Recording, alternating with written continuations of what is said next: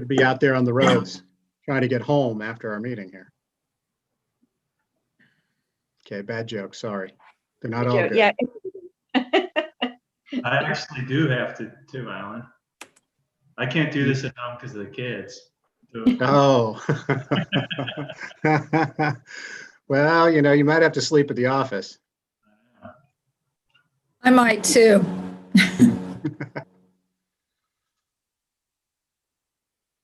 All right. I'll go to Debbie's. Come on over. All right. You can. Do you have a four-wheeler? You can go get it. You'll go pick her up, Debbie. I do. I have a gator. I could go get her. Can you see you drive? Tooling around in a gator? I can see you two driving up 275 on a gator, taking her home. Take it. That'd be too far. All right, so Eddie's got us live now. We're up and ready to go. So let's go ahead and let's call to order. Okay. Deborah? All righty. Mr. Freeman, Here. Mr. Campbellis, Here. and Mr. Kelly. Yeah. Thank you. Okay. So with that, let's go to Eddie, put the flag back up. And let's do the Pledge of Allegiance. Let's, Dr. Pete, if you could lead us, that would be wonderful. Would be glad to. Pledge allegiance to the flag, the United States of America, to the republic for which it stands, one nation, under God, indivisible, with liberty and justice for all. I kind of like that cadence. That was kind of cool. Thank you, sir. I practiced. I knew you were going to call on me. I practiced. You practiced that. That's good. I liked it. All right. So Deborah, approval of minutes, please. I request a motion to approve the January 13th regular meeting minutes and the special meeting minutes of the 22nd, 27th, and 29th. Make the motion. All right. Do we have a second? A second? A second. Yes. Second. Okay, thank you. Mr. Kelly? Yes, I made the motion. Okay. We're voting on it now. All right. Sorry, I'm Roll call, please. I need a couple of screens in order here. Mr. Kelly? Mr. Campbellis? Yes. Mr. Freeman? Yes. Thank you. Hopefully that'll be the toughest of the night right there. Okay, old business. Let's jump right in and we'll have Loretta talk about street lighting, please. Okay, well, Or Loretta, did you get a head Yes. start on going to sleep? I just sent some questions to the law director because we're still working on the appropriate documentation that has to be attached to the petition letter that includes the legal description, whatever he finds appropriate and satisfactory, and also a question about certain parcels, whether we do or don't include certain ones. For instance, the park that's within Sedona Ridge, is that a parcel that's owned by Pierce Township, fronts the public street, whether there is or isn't a street light by it, does that get divided into the calculation? We're also still hoping to hear back from Duke Energy to confirm our numbers. So what I may suggest is that if the best number they gave us is almost $13, that, you know, perhaps we send this out at $14 or $15 estimate per light per month, and send that to Duke and say, we're getting ready to send this letter out. You're going to get questions when it goes out. Is this a number that is sufficient to cover the estimated cost of these lights? To get a response and then try to pull it together as fast as we can. So we have the legal description question. We have which parcels get divided into the numbers and the confirmation from Duke for the amount.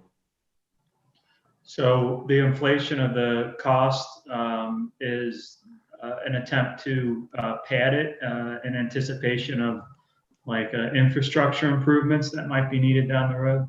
No, not trying to pad it at all. The number that I have at almost $13 when you just round it off the pennies is not a confirmed number. So, you know, without having a precise number, that's one of the questions. Does this have to be a precise number or a not to exceed amount that we could estimate at $14 per light per month? Because Duke Energy has not confirmed the amount that has been estimated. So I'm just rounding up an estimate. I'm not trying to pad anything. Okay, take it easy. I'm not, I just, Just the padding sounds Yeah, like a Nick. bad word. Geez, Nick. so my next question is, how do we account for infrastructure improvements that might be needed down the road? The contracts for lighting with Duke Energy is that they maintain the lights for the life of the lights. They if it gets hit by a car, anything that happens to those lights and poles, the bulbs, that's all inclusive. So whatever they're collecting per lamp per month over the life of those lights includes all of the maintenance of those lights. The legendary run lights were a custom gas lamp style light that's not one of the standard fixtures, and that's why the costs are so different. All right, I got you. I imagine they have a yard full of these standard lamps perhaps, and they have to special order any replacements for any custom lamps. Alan, can I add a comment here? Yeah, you may. The number that goes on the petition is not really a significant number, as long as it's in the ballpark. The only crucial number is the number that you trustees determine at the hearing. And at that time, you'll have hopefully very solid evidence from Duke as to what the exact to the penny cost is. That's what your assessment will be when you make your decision. This is, as I said before, just to get the door open to get a hearing in front of you trustees. Yeah, but I don't want to be too far off No, for the public, because it's a decision they need to make whether or not they want to sign it. So Right. I don't want to give them too low or, you know, No. obscenely too high. right. But I think Loretta's point is you don't want to wait much longer. The longer you wait for Duke, the more time passes by. Right. So if she plugs in an accurate, good faith, close estimate, then maybe she should send them out sooner than later. And at least get a starting point over to Duke so that we get them to react to what we're saying. So that's Right. probably a good way to at least get Duke off the schneid. Right. Okay. I'm fine with moving along with it. You know, I just had a couple questions to ensure that it was as accurate as possible. Not 100% perfect accurate, but like Alan said, there's detriments to going too high and there's detriments to going too low. You want to be as close as you can within reason, right? Right. Right. And that's certainly in fairness to the people that, you know, are going to be dealing with this. So, okay. And anything else on that, Loretta? Yeah, that's basically where we are with it. I'm envisioning a reply envelope included without the postage. You have to put your own postage on there, but a convenient reply envelope with a perforated slip that they would acknowledge with their name and address and contact information to send back to us. Sure. Okay. I see Tim Rosser has his hand up, so I'm gonna unmute. Okay, Tim, you're loud. Go right ahead. All right, can you hear me? We Mhm. can. At least I can. Yeah.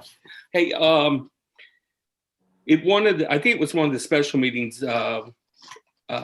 I had a suggestion for the trustees to get with Tom Keating about asking Amelia Village to pay 1 year of light services, whatever that number might be, before they close out. Now, my understanding is it's possible in the next week to 10 days, they're going to have another meeting, which may close out the business of a village, unless something else pops up. Now, my question for you guys, did you reach out to Tom and ask him about that, see if it's possible that we can get with Kathleen and Todd. Todd, I've reached out to Todd and he will not respond to me. So that's why I'm having to work through you folks. And I appreciate you, taking the time to go through this. But I don't think it's a bad question. I don't think it's out of the rim of being able to happen. That for 1 year, that Amelia Village before closeout pays for 1 year of service, light services. This gets us potentially through the latter part, hopefully, of the pandemic, and where we can actually do a actual petition. Well, Tim, I was at a meeting, I think it was a state auditor meeting, where the lighting was discussed and the possibility of not continuing to pay for it was discussed. And I think ultimately we arrived at the agreement, though I don't think it was formal, that they would continue to pay it through the transition process. So until the village is dissolved, my understanding was that was their kind of a gentleman's agreement on that, I think. So I think that's where we stand now. As far as continuing to pay it thereafter, if that happens prior to a year from now, I think you would need some kind of prepayment or some kind of escrow account, because after the dissolution is up, they can't pay any bills because they're not there anymore. So I don't know, Tom, can you comment on that? No, I don't have any input at all, other than it only takes me 10 minutes to pick up the phone and call Attorney Kathy Ryan and tell her that this is something the trustees would like them to explore and decide. Yeah, she might say that we have to make a claim, and we're way past the claim time, but that's, it doesn't matter. We could ask. My feeling is it never hurts to ask, especially in this Amelia dissolution quagmire of laws and rules and regulations. Everybody else changes their mind as we move along. So it shouldn't hurt to ask. Right. And my thought plan was to say, let's just throw a number out there. Say if it was $54,000 for 1 year of services for the lighting, that money's be given to the townships to put into an account to pay for the lighting for 1 year. I think it's worth asking. I don't think it's much of a demand. And I agree with you, Nick. Like there was a gentleman's agreement, but as they are paying out on the employees without negotiations, I think it's warranted that we ask for something for the village residents that helps them out in this transition. Let's, there's a lot of noise in the background, and it's kind of hard to hear, and it sounds like, it looks like we've got another hand raised, but I think before we move on, Tom, just make the inquiry and see where it stands, see what they say. Yes, I'll be glad to. And I'll do that tomorrow. That way we can have an understanding of, what can and cannot be done. I'll do that tomorrow. Yeah. I believe that Renee, you had your hand up. So I'm going to try to unmute you. Can you hear me? Yep, can hear you now. Fire Okay. away. I don't know why I don't have the raise hand on mine anymore. Maybe I need to update. But my question is let's say that the village has their last meeting on, I believe it's the 19th. Let's just say for, giggles. Then who's going to pay the light bill from that period on if we don't have this resolved? Are we going to turn the lights out till you guys get petitions done, or, what's the plan? Loretta? We've been trying to get this lighting petition out. Our policy is not to be responsible for paying for lighting except through assessments, and that's Batavia Township's position as well. There's some of these lights that will be taken on by the homeowners associations on Batavia side and on Pierce side.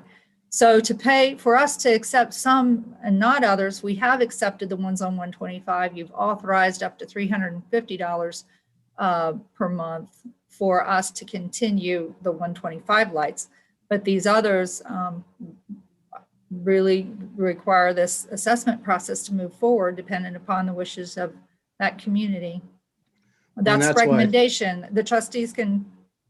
Well, that's why we've been evaluate pushing, that's why we've been pushing to try to get the petition process done as rapid as we can get Duke to move, which hasn't been very rapid.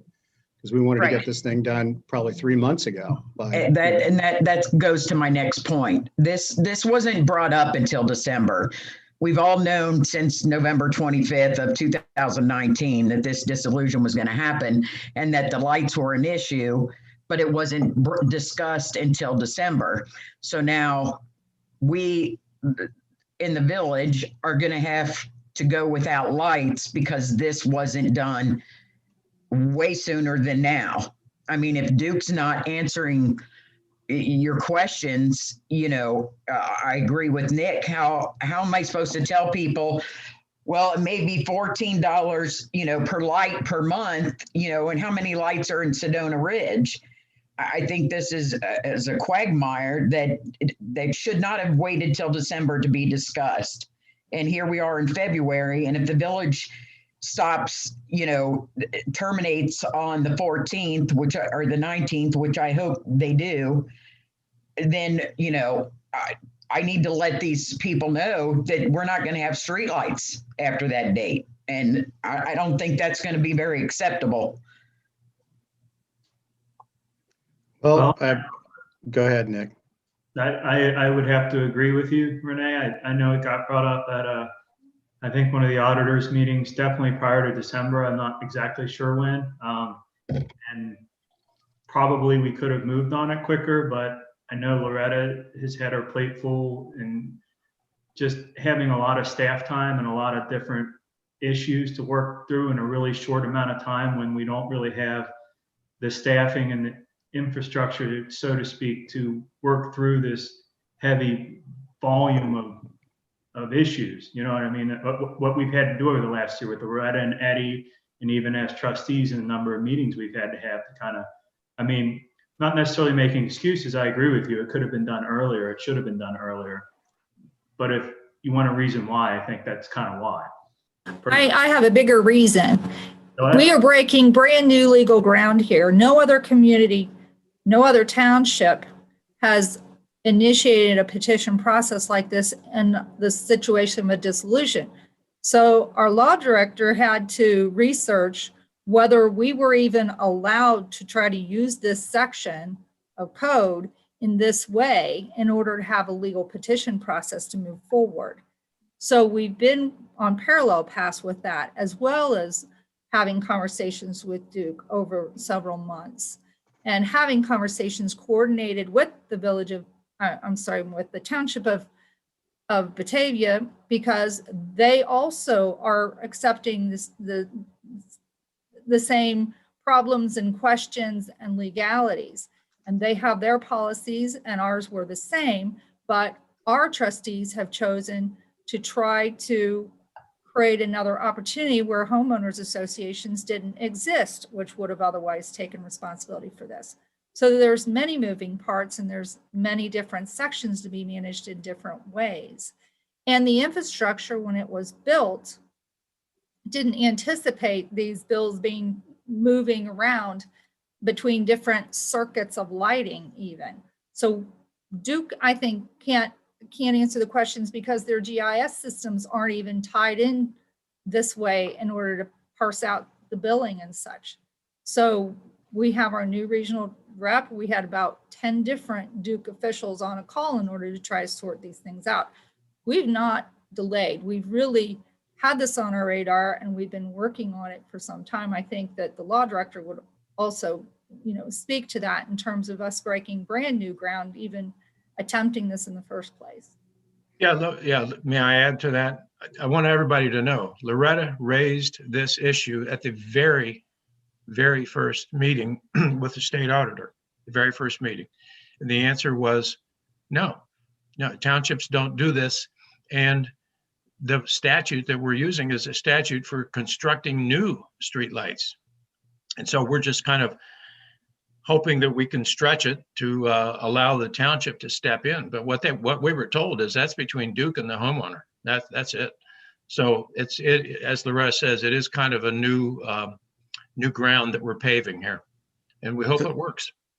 And I remember having this conversation regarding lighting far before December. It's just that the structure wasn't legally checked through and the boxes checked until December.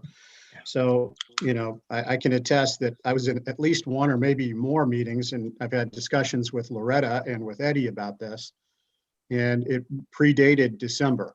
So we've been on this trying to get it to work. But again, you got to remember, and I've said this before, what we're trying to do is take a village and connect it to township rules.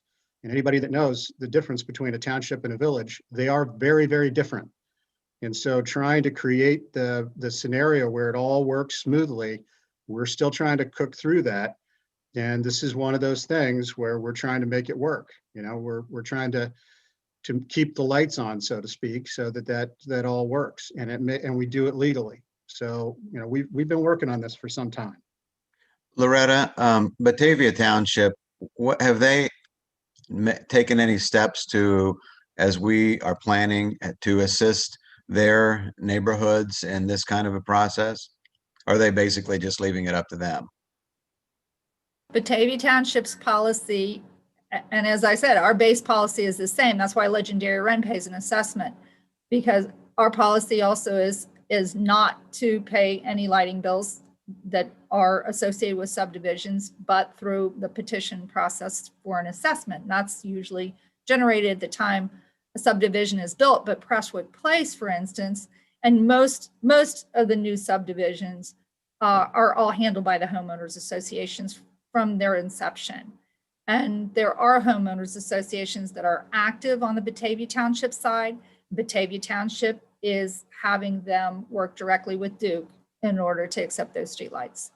So Batavia is not intervening in any way such as we have proposed to assist in the circulation of a petition or anything to that effect? No. Okay. And this is because there is no homeowners association that's active in this area, but Woodside Park does have one. And they are going to be handling it through their homeowners association. Again, we also had to offload all the State Route 125 streetlights. So, we're starting with infrastructure of somewhere over 300 lights that had to be divided between two townships and then viewed per different corridors in different neighborhoods. In Sedona Ridge, we have, I think it's 94 decorative streetlights and about 302 parcels, and anywhere between, $12 per month per light to, any, range between 12 and 15. So it's anywhere between $50 and $60 per parcel per year that this assessment could calculate to be. That's my, my rough estimates. What's the bottom line here? Like, when are we going to be able to get these out? As soon as I have the answers to these questions, that we can fill in the blanks in this letter. I need the legal description. I need the amount. And what was your suggested amount? Was it an average? Well, if I round up the minimum numbers they use, it's $12. So if I put 15, I'd surely cover it. Should we put it in at 13 or 14? I need to get Duke to react to a number before I send the letter out. I plan to send them a draft. Do what you suggested. Do the draft, send it over, get the reaction. Mm-hmm. And then if there's some additional information that Tom needs to provide, Tom, please provide it quickly. And then also make the request of the village. Can you put a range on that, Loretta, like from 12 to 15 or 11 to 16? If Tom says that that's kosher to do, I- then I'd do 12 to 15. I'm ambivalent on that. My first one or two drafts of the petition, I think, had a range, but I think Loretta and maybe some of you trustees thought it'd be better to put a specific dollar amount there. No, And right To now, do the we're back- math, you we're know, back to the range. yeah. I don't I mean- think, I don't think it's better to put a specific number. I think it's better to put a range. I think it's more flexible. Yeah. I see no reason to put a specific number on there, particularly if we're not confident in a specific number. Right. A range is fine with me. I agree. Okay. Good. Um, All right. Okay, Mark has had his hand up forever. I I'm had sure another his. question real quick. Okay, Alan. real quick, Renee. I'm trying. She mentioned the park lights. Why would those be included with our payment? Why wouldn't the township pay for the park lights?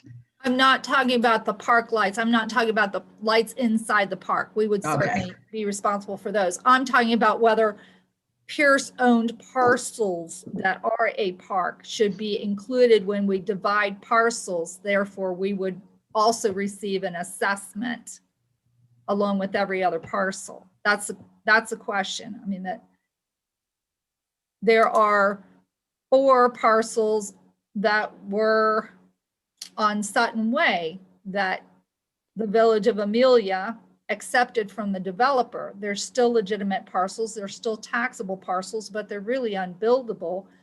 But I guess those parcels get divided into numbers. Therefore, Pierce Township will receive an assessment for lighting on those parcels as well, it seems to me. Those are the clarifying questions that I still have to work through with the law director. Okay, well, let's try to get those as quickly as possible so we can get moving. Mark Can, I'm sure you're tired. Your arm is very tired. Your hand's been up for a very long time. So if I can get you, you're unmuted. Go ahead. Well, first of all, I only had one question to start with. Now I got 10. Plus the entire time I've been on hold, I've had to pee. So, Then you better really make it quick, my friend, because I All right, don't need so- to hear you peeing in the background. all right. So, Let's get her done. so anyhow, you don't know where I am anyhow. But anyhow, may I suggest on the petition to say something like, based on our best estimate at this time, based on the information we have from Duke Energy, is $13. At the hearing, if we have additional, more specific information, we will notify you then. Does something like that sound reasonable? I think that's kind of what Tom is indicating, that we can do the range on the letter and then be more specific at the public hearing. Is that correct, Tom? Yes, that's correct. Yeah. Yeah, do that. And also, Mark, it would be difficult to word the petition the way it's worded now, which is it's essentially first person plural by homeowners petitioning. So it's a little difficult for them to be telling us what Duke's estimates are. But, the idea of a range, that's the purpose of the range, is Duke has not told Loretta what it's going to cost per month. They haven't done it, and she's been asking them for months. So I think the idea is let's get it out. I agree. All right, Agreed. question or comment number 2. I think on the lighting district, I think we know that it's been an agonizing process, and this is like whack-a-mole. It's one of those things that comes up, pops up. And that's all related to the dissolution of Amelia. We would have never anticipated stuff like that. So it's just another one of those gotchas. And every time we get in, we encounter one of those things. It's a long drawn out process because it's uncharted territory. And if I recall, in other meetings that we've had, we said that it was going to take time because we had to identify every parcel that these lights were on, and Duke was not forthcoming or did not have the information specifically on each parcel.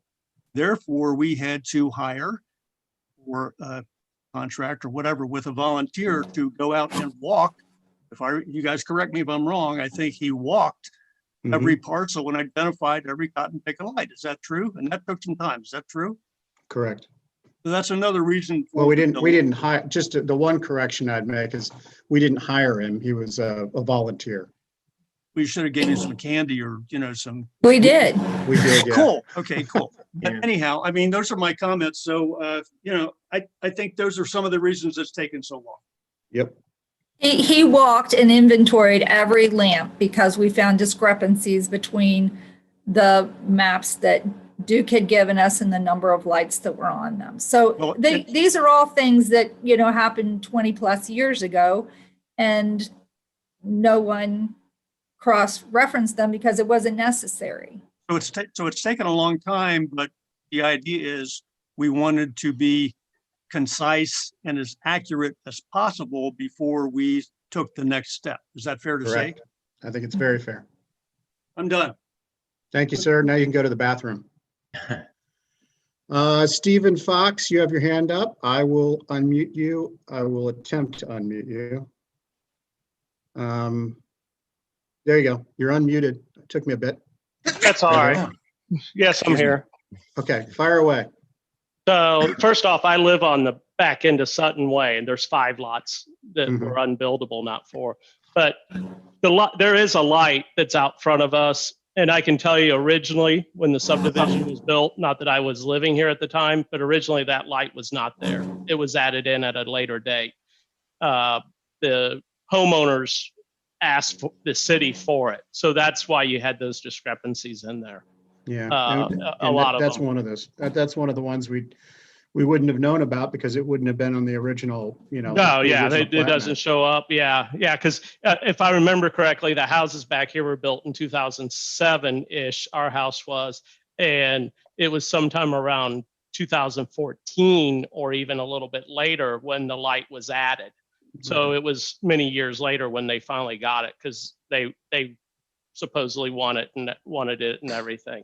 But my main thing is if you're going to put out a letter and you're going to put this back on the people, first off, my one pet peeve about government is I hate getting nickeled and dimed. Okay. Right. So just keep that in mind. But the second thing is, if you're going to tell me a monthly or a yearly amount, if it's $1 or $2 off, I'm not going to care. But if it is drastically off, you will be hearing about it. Well, and that's one of the things we're That's worried about. One of my big problems. I Right. don't want to see a $15 a year thing turn into a $200 or $300 a year thing. That's not good. I personally could care less if you take the light and do whatever you want with it. I grew up in farm country. We didn't have lights, but I also lived over on the other side in Batavia Township for many years on just a regular street, not in a subdivision. And there was a light and we never paid for it. It came out of the township taxes. Now it was the only light on the street, but that's what it was. There was a light back on the street. I think it was about a quarter mile down the road from the other light, which is at the corner of it. So, that's my one pet peeve about it. Okay. If you're going to give me a number, give me a number. I realize that Duke is not the easiest to deal with. I've dealt with them for years. And until you get the right person who goes and does it, you're just spinning wheels, because quite honestly, they're seeing your paycheck, your pay amount coming in, and that's all they care about at the end of the day a lot of times. So The other thing, Mr. Fox, that I worry about is what I hate is when, the government does something, they tell you it's going to cost this amount of money, you go ahead and agree to it, and then within a year or two, they come back and they're like, oh, we need more because it wasn't the right Duke, number. yeah, and Duke is notorious for that. We Right. realize that. I've fought them before. I've been at the public hearings for them before. I've been at the public hearings for rate raises for them and CBT before. And yeah, they don't care. I mean, it's at the end of the day, it's in their pocket, in their interest, and that's what they're fighting for. And if that means they go this year and raise the rates on everybody and then next year turn around, they could care less. Yep. And I don't want to have to be the one that has to bring that bad news back to you. No. 'Cause And I you're not gonna like understand you're dealing with a very sensitive, a lot of these subdivisions, a lot of cities have the lighting, and for good reason, and people like it. You know, yeah, we walk in the summertime and in the fall time, and the light helps, you know, when you're walking, you Mhm. know, but at the same point, you know, would I walk the streets without the lights? Yeah, I've done it before. So, but Well, that's my main thing. So, all right. Thank you, sir. yep. Okay. So with that, I think we know where we're headed. Loretta, is that as clear as mud for you, where we're going? I think Tom will have all the other answers tomorrow. Excellent. All right, We'll that's get good. this draft That, going. that legal description that you came up with is fine, so that's fine. Just go with it. So you just saw today? Yeah, I took a quick look at it this afternoon, and it looked good. Okay. We're Take another trusting quick Eddie. look at it and talk to her about it in the morning. Yeah. Or whenever. We're in scary hands. We're trusting Eddie or Mr. McCarthy. Yeah. All right. Don't with worry, that, I went to we move Facebook law school when I wrote the thing, so Okay, cool. you're fine. You're That's good. That's good. That's a good, I hear that's a good college. I have all right, can I ask a quick question under public You're killing comment? me. So is Mr. Fox adjacent to one of those vacant parcels that the township owns? And if you are, I'd like you to contact me. If he's still there. He's still there. He's muted though. Oh. I've asked to unmute, but are you there, Mr. Fox? Yes. Yeah. I can contact you. The lot next to me, I can tell you the history of the lots there. So the one lot that's right next to me, if you were to build on it, you would need a 3-story house. Literally the back drops off almost 20 feet. So you're so deep that's why they didn't build on them. The one on the other side of it, which is, so those two are in the cul-de-sac itself. The one on the other side of it has a storm drain that runs under it. So you can't build a house on top of that. And if you did, it couldn't be anything other than a slab house. And then the other two are flag lots that are behind Paul, and I can't remember his last name, but are behind him. And they front Jenny Lind. Yeah, yeah. And they're really strange how they go up and down back there. And so it would be very difficult. I mean, I've seen water running through when we have hard rains back there. So Mhm. I don't know how you deal with them. The one next to me, I would be interested in, working. I even talked to the mayor when he was mayor. When we moved in 2015, we weren't in the position to be talking about buying an extra lot. And by the time in 2018 that we were, that's when the developer wanted their bond to be removed. And the only way they could do that is finish out the subdivision and get agreement with the city. And so that's what they did with it. And so then the city was going to look at using them for something. And then when I talked to the mayor, he was like, really, I'd rather have somebody own them so we get some tax benefit. Whether you build on it or not, I could care less. But that never came up any further. So, Yeah. but I Well, can contact you. I can try calling you tomorrow. Okay. That That sounds would be great. fine. If you go to our website, you can find a link to get to me there too. Yeah, no problem. Thank All you. right. Yep. All right. Thank you. Okay, Loretta, now we're gonna go on to transitional residential. Is this gonna be an Eddie? He's gonna astound us with his legal knowledge he gained from, what was it, Facebook or Amazon? I'm not sure which. The Juris Doctor from Facebook. Oh, there you go. Yes, very That's good. formal. I know. Well, yeah. So the TR district, basically, we have, our strategy is going to be to put postcards together. We have a message drafted that we're going to send out. We're also going to re-advertise the public hearing. So you'll see this item again on your regularly scheduled March 10th meeting agenda. And we also, we have item 11 on new business is a motion to extend the TR district moratorium as well. which I can address now, or we can do it at a later date, whatever you'd like. I don't think we necessarily need to go too deep into it. I mean, at the end of the day, this is a follow-up off of our public hearing that we had, about 2 weeks ago, 3 weeks ago at this point. We discussed the removal of the transitional residential tag for about 300 parcels. And that the reason why we do that is that originally the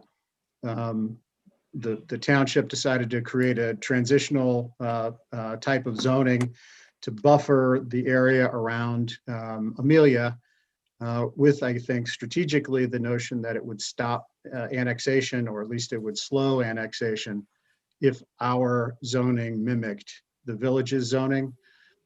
Since the village does not exist anymore, there's really kind of no point in having that. So we would revert back to Pierce Township original zoning, which would make most of those parcels residentially zoned, and those that are appropriately zoned commercial would then be commercial.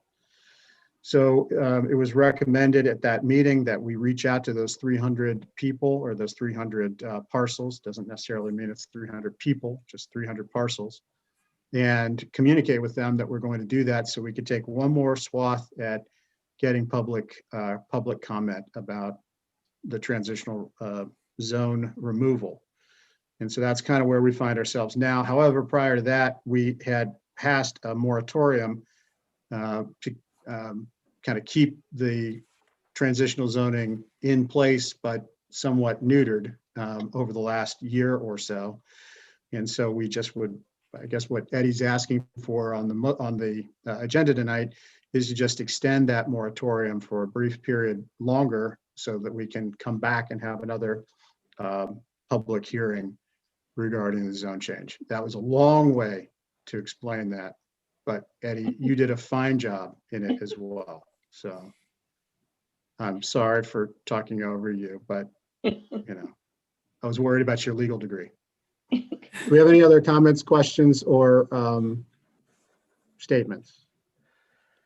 Since we have explained this twice, I think I don't see anything more. Let's move on to new business. Thank you, Eddie. You did a fine job describing it, and I just wasted a lot of time going over it again for no good reason.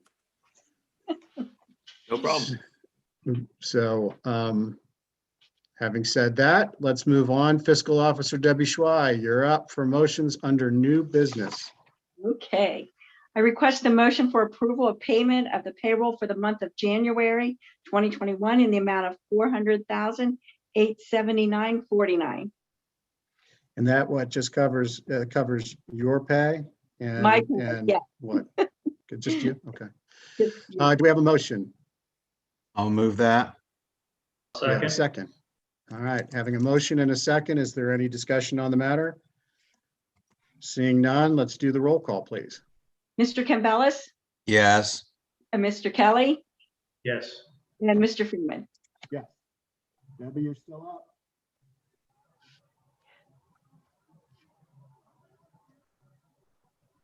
up. Want me to go ahead? Yes, please. I request a motion for approval of payment of the bills for the month of January 2021 in the amount of $327,822.79. All right. Do we have a motion? So moved. Do we have a second? I'll second. I think we both made that at the same time. Okay. It's a little harder than in person, Alan. You got that lag, Yeah, I know. Second. So we've got a motion and we have a second. Let's, if there's no further discussion, then let's do the roll call, please. Mr. Campbell, Yes. Mr. Kelly, Yes. Mr. Freeman. Yes. Debbie, you're still up. All right. I request a motion for approval of the payment of Pierce Township and Batavia Township property tax bills for jointly owned property in the former village of Amelia in the amount of $2,892.40, with 35% of the cost to be reimbursed by Batavia Township. And this is for 6 months, Okay. the first half. All right. Do we have a motion? So moved. I'll second. We have a motion and a second. Any discussion? Seeing none, roll call, please. Mr. Campbell, Yes. Mr. Kelly, Yes. and Mr. Freeman. Yes. Okay, Chief. Okay, hold on. Debbie, are you sure you have nothing further? I finally got my audit back. I haven't reviewed it yet. I just got it back yesterday. So what I have read of it doesn't sound too bad. Sounds Well, pretty good. that's a start. That's a good start. So, yeah. So Alan, I'll need you to stop in and sign a form for me so we could do a conference with the auditor. Excellent. I will shovel out the snow off of my hill. I wanted to clarify that I'm shoveling snow. Okay. And then I will come on by. Okay, awesome. Just give me a holler to make sure I'm there too. Excellent. Okay, Chief Bachman, you're up. Chief Bachman requests a motion for the purchase of one rifle-rated ballistic shield and carrying bag in the amount of $6,801.87, made by Paraclete Armory. I'll make a motion. You beat me to it. I'll second. All right. Go. All right, we have a motion and a second. Do we I have? don't have any comment or discussion on any of this stuff because these motions are getting made. Well, you can discuss the heck out of this one if you want. I mean, so, all right, we have a motion and a second. Let's do the roll call, please. Mr. Kelly, Yes. Mr. Campbell, Yes. and Mr. Freeman. Yes. Thank you. All right, Thank Chief you. Wright, it's your turn. I request a motion to accept the resignation of full-time firefighter paramedic Ryan Fogel effective January 30th, 2021. Okay, do we have a motion? So moved. Do we have a second? Sorry, the cat was meowing in the right. background. So the motion actually goes to the cat, right? Yes. Laverne. Okay, so we've got a motion, we have a second. Do we have any discussion? Seeing none, roll call, please. Mr. Campbell, Yes. Mr. Kelly, Yes. and Mr. Freeman. Yes. Chief Wright, Thank back you. up. I request a motion to accept the resignation of part-time firefighter paramedic Paul Chance Kavanaugh effective February 3rd, 2021. I'll make the All motion. right, do we have, all right. Second. Pete? We have a motion and a second. Is there any discussion? Seeing none, roll call, please. Mr. Kelly, Yes. Mr. Campbell, Yes. and Mr. Freeman. Yes. Chief Wright, Thank you. This is my favorite motion of the evening. I request a motion to approve the final payment for the 2017 Horton ambulance to Park National Bank in the amount of $38,342.58. Woo. it's finally ours. It is. I want this one. So moved. All right. I'll second. All right, we got a motion and a second. Do we have any discussion? Seeing none, roll call, please. Mr. Campbell, Yes. Mr. Kelly, Yes. and Mr. Freeman. Yes. Thank you. Okay. So Service Director John Kohler. John, is John on the line tonight? I am guessing that he's snow plowing. I talked I would to him think. earlier. He's out plowing yet a guy off and he's got his hands full. Okay. So, Would you like me Debbie? to make? yeah, it doesn't matter. Whoever. Loretta, go ahead. You're live. Go for it. Okay, so if you were here, the service director would request a motion to approve the purchase of new signage from Sherman Signs in the amount of $5,960.50 for Grove Park and Spencer Shank Park. This is to replace the Amelia branded signs with Pierce branded signs. Basically, and the Parks Committee made this investigation and the recommendation for the design that you've seen. You can't jump on those motions right after Loretta's done. You gotta, I always Good talk. there'd be a little more to follow. Pete, is your cat over there or what? She's around. Yeah.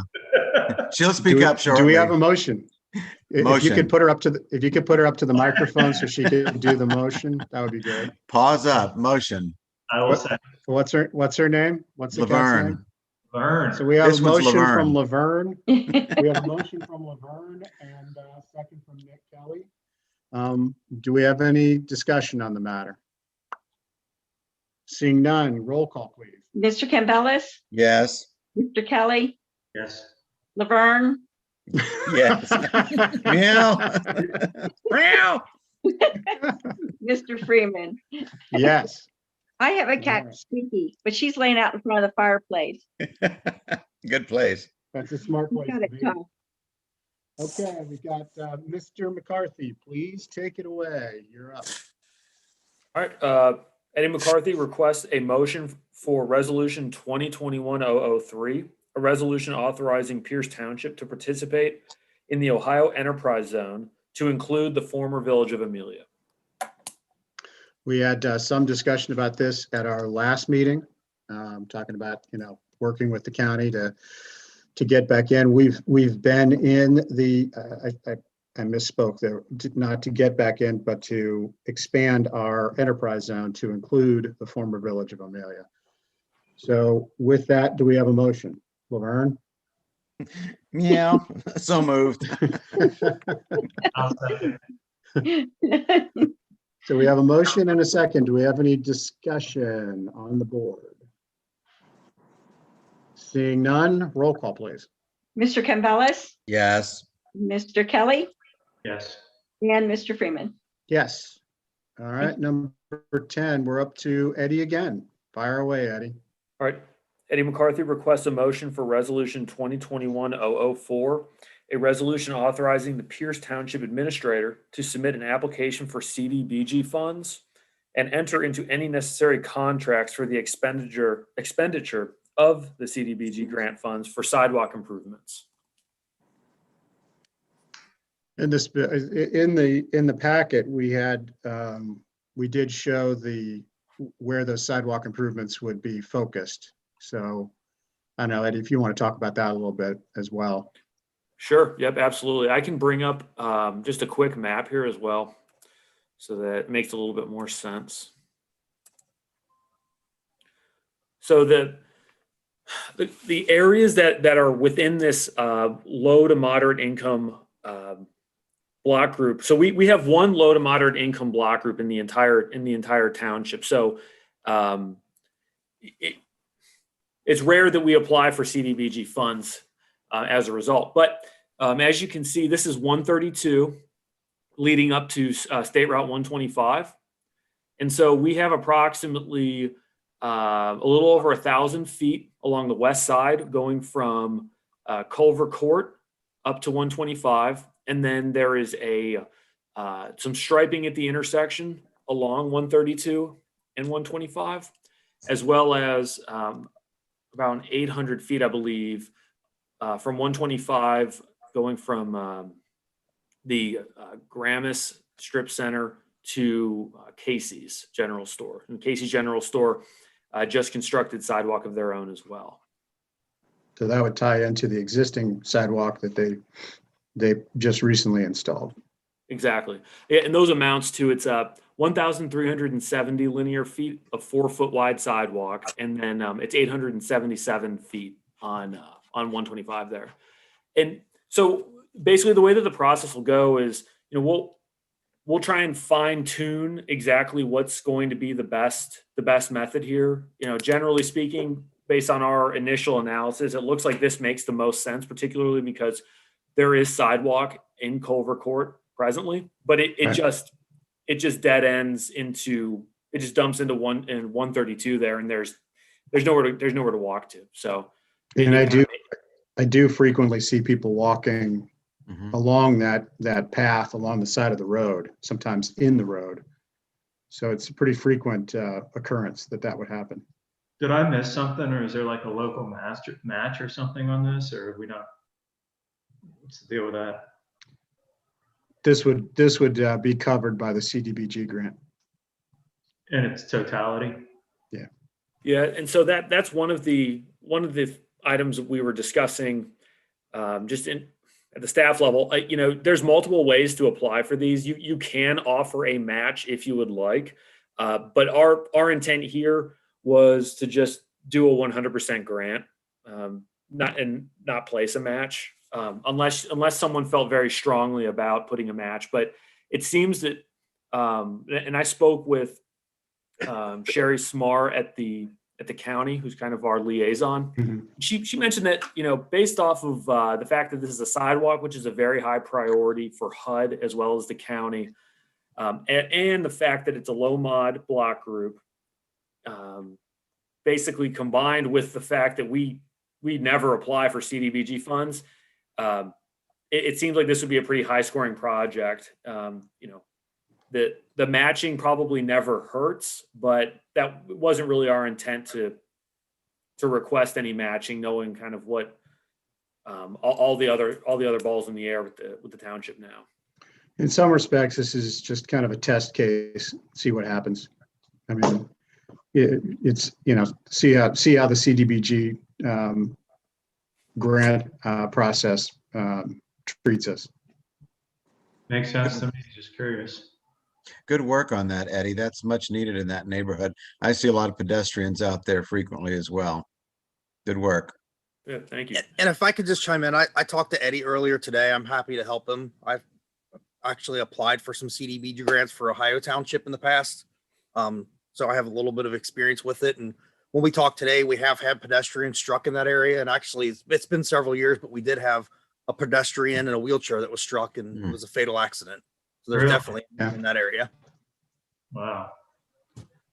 Yeah, there used to be a guy that would, he had like a cart, like one of those Yes. little, three-wheeled vehicles that he would take that up to Sunoco all the time. And I'd see him there frequently. I haven't seen him in a while. That's all but- helpful to, that's helpful to attach to the application. So if that incident's not too long ago, or if the chief can write that letter to go with it, it all enhances the application to prove the need. Right. And at 100%, we're not out anything. And, we would, if we're successful, we wind up with some pedestrian connectivity to the business district, which is always good. Okay. So we need a motion on that. I'll make the motion. I'll second. All right. We have a motion and a second. Any discussion? Hearing none. Roll call, please. Mr. Campbell, Yes. Mr. Kelly, Yes. and Mr. Freeman. Yes. Eddie, you are still up. You are really stretching that law degree as far as you can, aren't you? Yeah, we're going for the trifecta here. So There you go. Eddie There you go. McCarthy requests a motion to extend the transitional residential district moratorium until April 10th, 2021, per resolution 2020-019, initiating a zoning moratorium for real property located in Pierce Township in the vicinity of the former Amelia Village. Alan, you want to explain that a little bit? Nope. I'll make the I'll move that we, I made the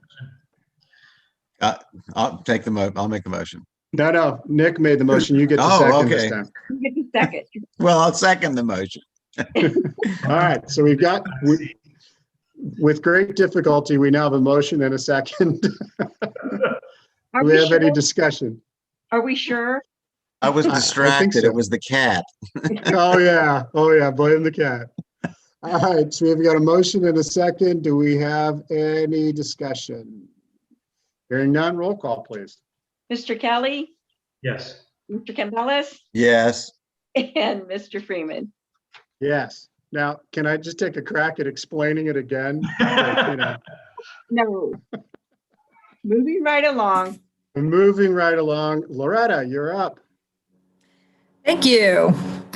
I request a motion for resolution 2021-005, a resolution authorizing temporary wage continuation for work-related absences due to COVID-19. So this is a resolution that ties back into the emergency that we declared last year.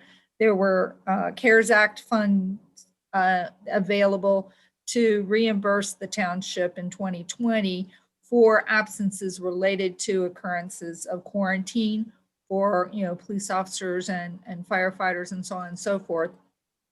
We took advantage of that, and we didn't want to penalize staff that early on in this disease needed to be off for legitimate reasons and to keep all of us safe. Now in 2021, there are no funds earmarked for that. However, we do want to continue to encourage the vaccinations, and some people have adverse reactions for a day or so. They don't feel well after those vaccinations, as well as potential for work-related exposure that may not rise to the level of a workers' comp claim. So we really don't want those to become workers' comp claims either. So this is written in such a way that gives us a review period at the end of March, but will encourage people to take care of themselves if they have COVID-related incidents without having to use their personal leave time. And so I invite Chief Wright to answer any other clarifying questions, because this was initially a concern for firefighters that were receiving the vaccines first, and impacts that we've seen in the department and in all the offices now also. Yeah, it was a concern. And the other concern, COVID's kind of that weird freak thing that we're all tired of hearing about, but one of the rare illnesses that was authorized by Governor DeWine as executive action to be covered under BWC. The problem is, if we file these as BWC claims when they're just off work with no other expenses, it's going to negatively impact our claims experience, potentially raise our BWC rates for a longer term, which is going to take longer for us to get that reduction back. And what we've seen mostly with staff is, they were ill. They've been off for their quarantine period. They fortunately have recovered okay, didn't require hospitalization and those kind of things. And, my concern is taking care of our employees and doing the right thing, but also encouraging them to be honest with us and report symptoms. And, we felt like if they had to use their own time and there weren't funds to cover, then somebody might be a little more apprehensive to report that they were having symptoms and potentially wipe out an entire shift or an entire department in the township. And with the vaccine, we want to obviously do our part to encourage as many of our staff to get it as we can. But as we all know, the vaccine numbers are still pretty low. I think Claremont County right now is like 8% of the population has received the initial vaccine, and it's mostly been limited to fire and EMS personnel, the 75 and older group, and healthcare professionals. So it's not even something that even the staff that wanted outside of fire personnel aren't even able to get it yet. So it was just trying to do our part to cover those issues and continue moving forward. I think all the staff and all the departments have done a really good job, comparable to some of the other agencies and townships and things in the county. We've had a very low positivity rate, and I think that's a testament to the work that all of our folks are doing and being diligent about cleaning and taking things serious. So this is an all encompassing essentially process for this type of thing for the entire staff, not just the fire department, right? Correct, sir. It would be for all the staff. Seems like it makes a lot of sense from a workers' comp perspective as far as rates go. I'd say it makes a lot of sense too. I agree with you, Nick. From the perspective of being a spreader, conceivably, some folks may be reluctant to, as you suggested, Chief, disclose their exposure or their symptoms. And by, I think, respecting their, their position, I think we should, offer this benefit to them. It's also in the interest of public safety and the people that they serve when they're, picking them up, at their homes after they're injured or heart attacks or what have you. So I think that was a really smart idea. Good move. Thank you. Okay, so this is the part where I get to reiterate everything that was already said. Only sound dumber doing it. But having said that, do we have a motion? I'll make the motion. Second. Do we have a second? We have a motion and a second. Any further discussion? Seeing none, roll call, please. Mr. Kelly, Yes. Mr. Campbell, Yes. Mr. Freeman. Yes. Okay, All right. So we're through new business. We're up to other business. Loretta? Yes, Doug Dressy's term on the Parks and Green Space Committee is expiring the end of February. The way our rules are written, anyone continues to serve until they're replaced.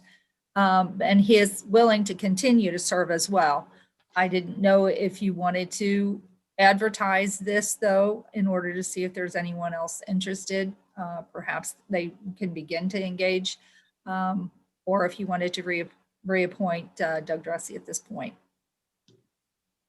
Well, I really like Doug, and if he's going to serve again, I'd be happy to have him, but should we consider a consistent process as well?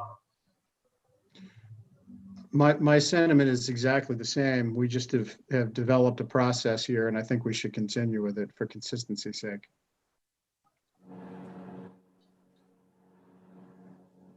so you're saying advertise? I think so. Yes, and what we've been doing is we don't put it in the newspaper. We really advertise it through Circle and Facebook and our website. So we'll post it as we did the last time. And we did have a few people who responded. And I want to make it very clear, he does a fantastic job with that committee. And he's been spearheading most of those improvements that we've seen over at the park. And the whole group does a great job. And so they've been a real, I think a real benefit to the entire township. And now they've been really digging in over in Amelia, looking at Shank and Grow and, the other parks and the needs of the whole community. So I've been pleased with what they've done. And so I don't want that to reflect anything other than this is a process we've pursued. I agree. I'd like to reiterate that Doug has done a fantastic job and use this opportunity to thank him for his volunteer and all the work he's put in over this term. Pete, does Laverne have anything to say? He agrees entirely. There you go. Okay, what you got next? I just wanted to recommend, I don't know that any formal action is required because it's below any threshold of cost. It's about $600, $650, I think, for the Center for Local Government Leadership Academy. I would like Eddie to participate in that. It's 6 months, once a month commitment, about a day a month. We are very thin on anyone going to training these days. This is all going to be virtual. So I believe he can work it into a schedule, and it's a great opportunity to network with other local governments, also build camaraderie among people in similar roles in other governments that are new and, the up and coming leaders, I think, in this kind of business. So I highly recommend that we support him in doing this. We'll just have to make sure he can make that commitment. But I think one day a month is very doable. And I suggest that we help him do that. Loretta, when he's done, are you going to start referring to him as Mr. McCarthy instead of Eddie, or is he still learning when he completes? No. We have When to he call graduates, yeah, we'll give him We a have- scepter.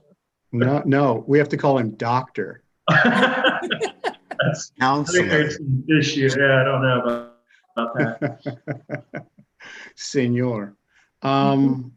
I think it's a great thing to get as much training as you can, and I don't think that's going to be too onerous on his other chores. I just worry that it'll conflict with his studying for the bar exam. Might give him a really big head too. I don't know. Well, the fact that he wants to be called Mr. McCarthy nowadays, I think he's already gotten there. Well, I'm in full support of Mr. McCarthy's leadership. All right, I see no objections from the three trustees or Debbie, correct? Correct. So the consensus of the board is, let's do it. Thank you. And the total amount is below, it's within your ability to sign off, correct? Yes. Yeah, that's what I thought. Okay. I just didn't want to be a secret. Just want to make sure that all I the think- support this. I think that's good. I think that's We good. would have found out when he started bossing us all around afterward. That's right. He starts every meeting off with, well, what I learned at the CLG Leadership Academy. Not They consistent. even have, yeah, they have professors from Xavier helping participate in that. They cover a lot of topics. Okay, and so we're up to request to reschedule the May meeting. So our normal May meeting would be on the 12th, but we need to move it. Is that correct, Loretta? Yes, I believe someone has a conflict, so we need to find out what works. I have a conflict. I won't Okay. be around. So it's you. It's me. It's you. Do Could we it wanna move just to push the following the week? Yeah. Are you okay with the 19th? 19th? Is everybody okay with the 19th? Yes, Yes. Yeah, I'm pretty sure I'm fine with it. That would really be awful if I wasn't. Hold, let me pull up my schedule real quick. I think Lauren graduates that next week, week of the 24th, but the 19th wouldn't have an issue. Okay, that sounds good to me. Okay. Perfect. We'll start putting that on the schedule and we'll do whatever meeting notice we need to for it. Okay. All right, sounds good to me. All right, is that it for other business? Just before, there is one celebratory event that the police department wanted to share. If you want to go ahead and jump to that, and then Yeah. we can mop up with any others if anyone else has to bring up. But Yeah, sure. I don't know if Eddie could bring that up.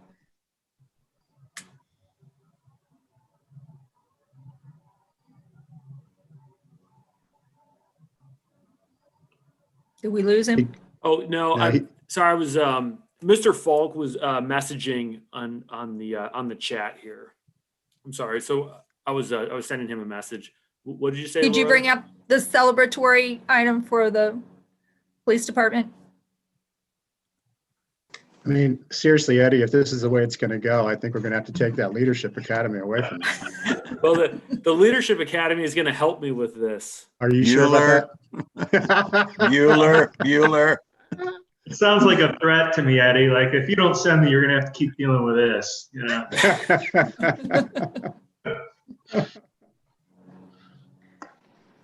I'm trying to figure out which.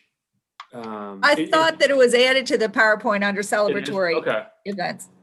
there it is. There you go. There we Yeah. go.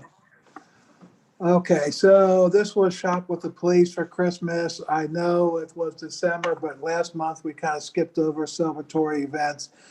So anyway, normally we go to the schools, they give us some names of families that could use some help at Christmas time.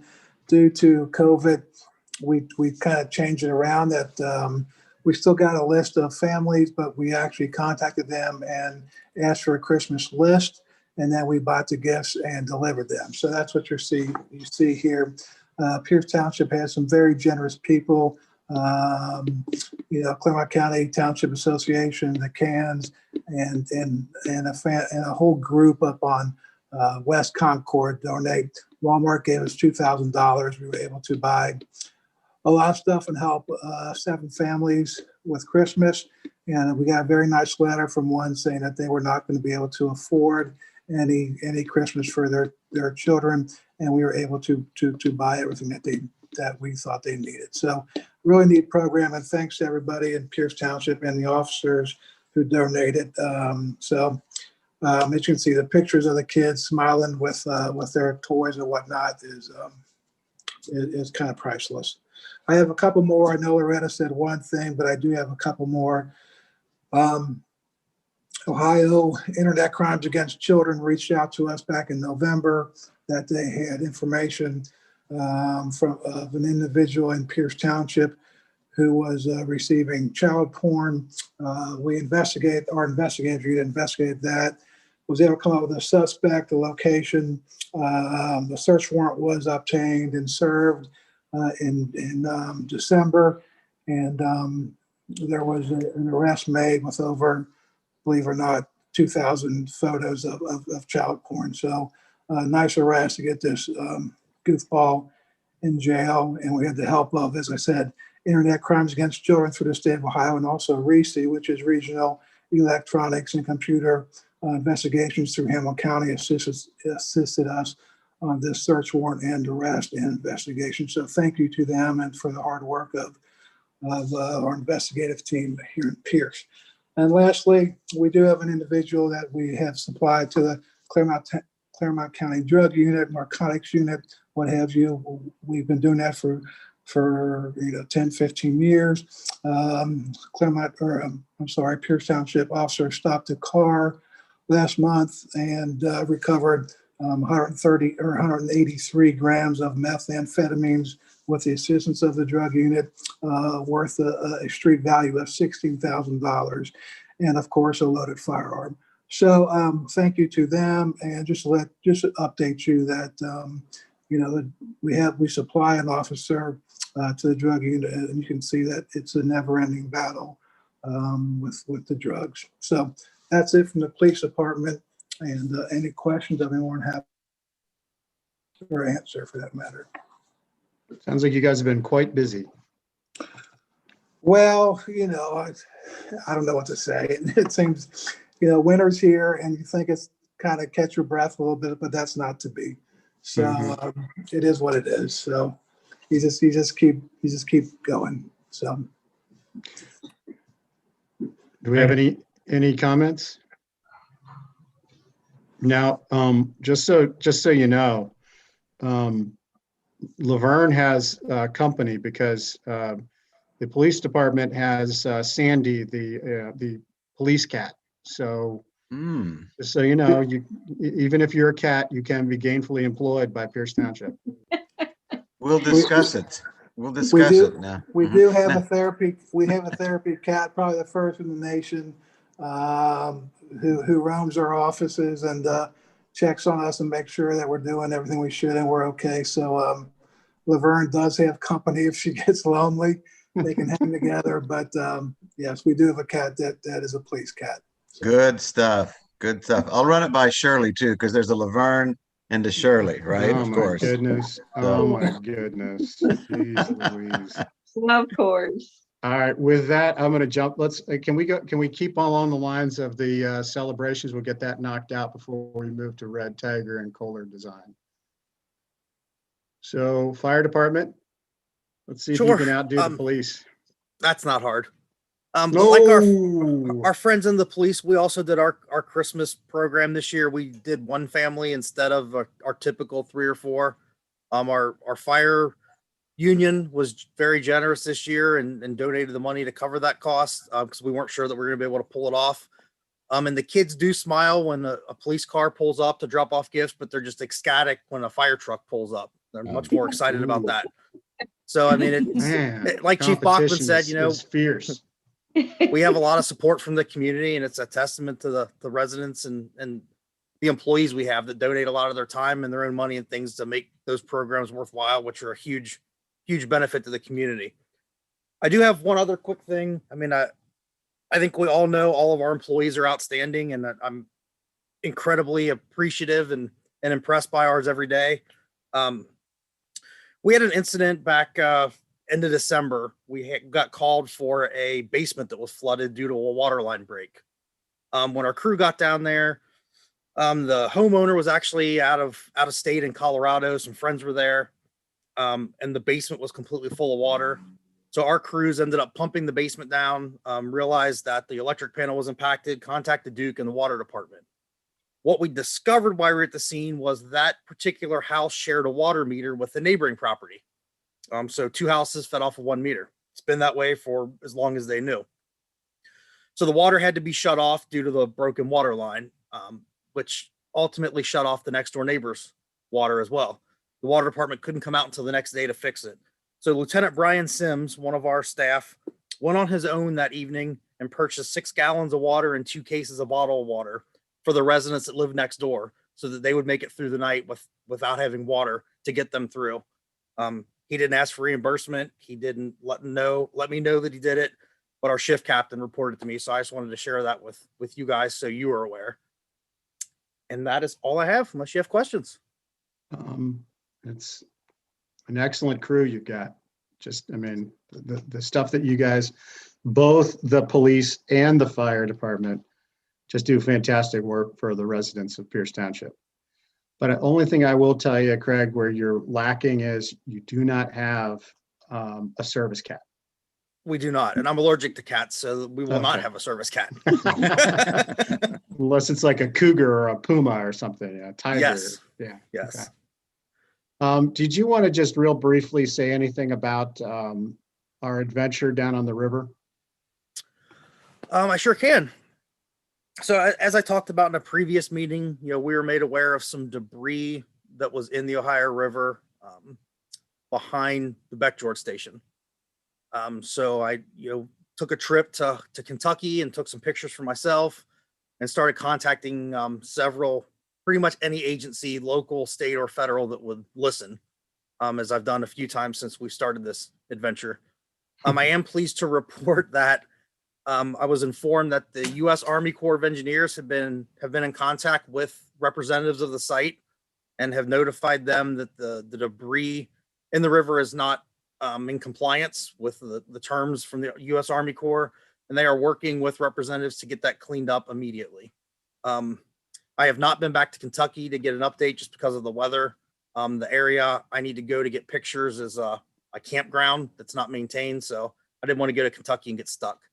But U.S. Army Corps is monitoring and working with them. Ohio EPA is aware of the situation and monitoring, and then US EPA is also kind of in the wing monitoring if we should need any further assistance. Excellent. Thank you. So moving into service streets, cemetery, and parks. John's not here to speak on his own behalf, but I will tell you, he and his whole team have done a fantastic job on clearing roadways in this very difficult weather time. He's out there doing it right now. So my hat is off to all those guys that are working around the clock to keep those streets cleared. So does anybody else, Pete or Nick, would you like to jump in and say anything? I'll agree. They did a stellar job everywhere I've been. On Pond Run Road, it's spotless, not a flake of snow. They did a great job. So hats off to them, all of them. They'll have a nice night tonight, though. Yeah. We've gotten a lot of compliments on social media. What was that? I don't know. I guess he could do it again, but since he's not here, I know John also wanted to thank Officer Wetzel for buying them all pizza.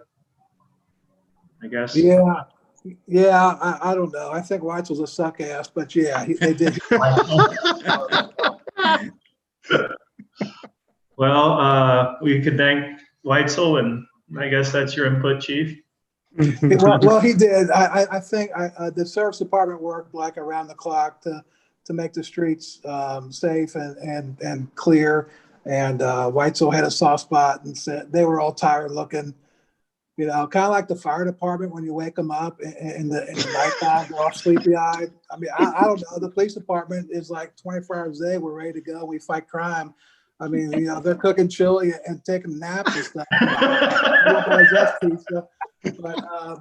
But yeah, so to make a long story short, he did. He said, thanks for making it safe for the roads and bought pizza for him. So very nice gesture. Well done, Chief. Well done. And I will add. Go ahead. Go ahead. I want to hear what you have to say. I'll add the service department. I mean, they're always there for us, especially on a night like tonight when we all have to be out when we don't want to be. They're great at listening to the radio and leading the way for us and the police to make sure we can get where we need to get and giving us updates. Unfortunately, yesterday we did have a run on Hank Woods Lane. Early yesterday morning when the roads were less than desirable for a vehicle fire next to a garage. So we had to take the engine there in an effort to try to save the garage. And the fire engine did get stuck because Hank Woods Lane is a narrow, less, I mean, it's not a great lane in a vehicle, and the fire truck was a little sketchy at best. So the truck did get stuck, and two of the guys from the service department came down with the trucks and tried to help put salt down, pull the truck out. Ultimately, it didn't work. We had to have it towed up the road. But, you know, in a pinch, they're always there for us. So it's appreciated by all of us. You better watch out. They want pizza. Step up your game, Craig. What I'm gathering from this discussion tonight is that we have a very serious problem between our departments that needs to be really worked out.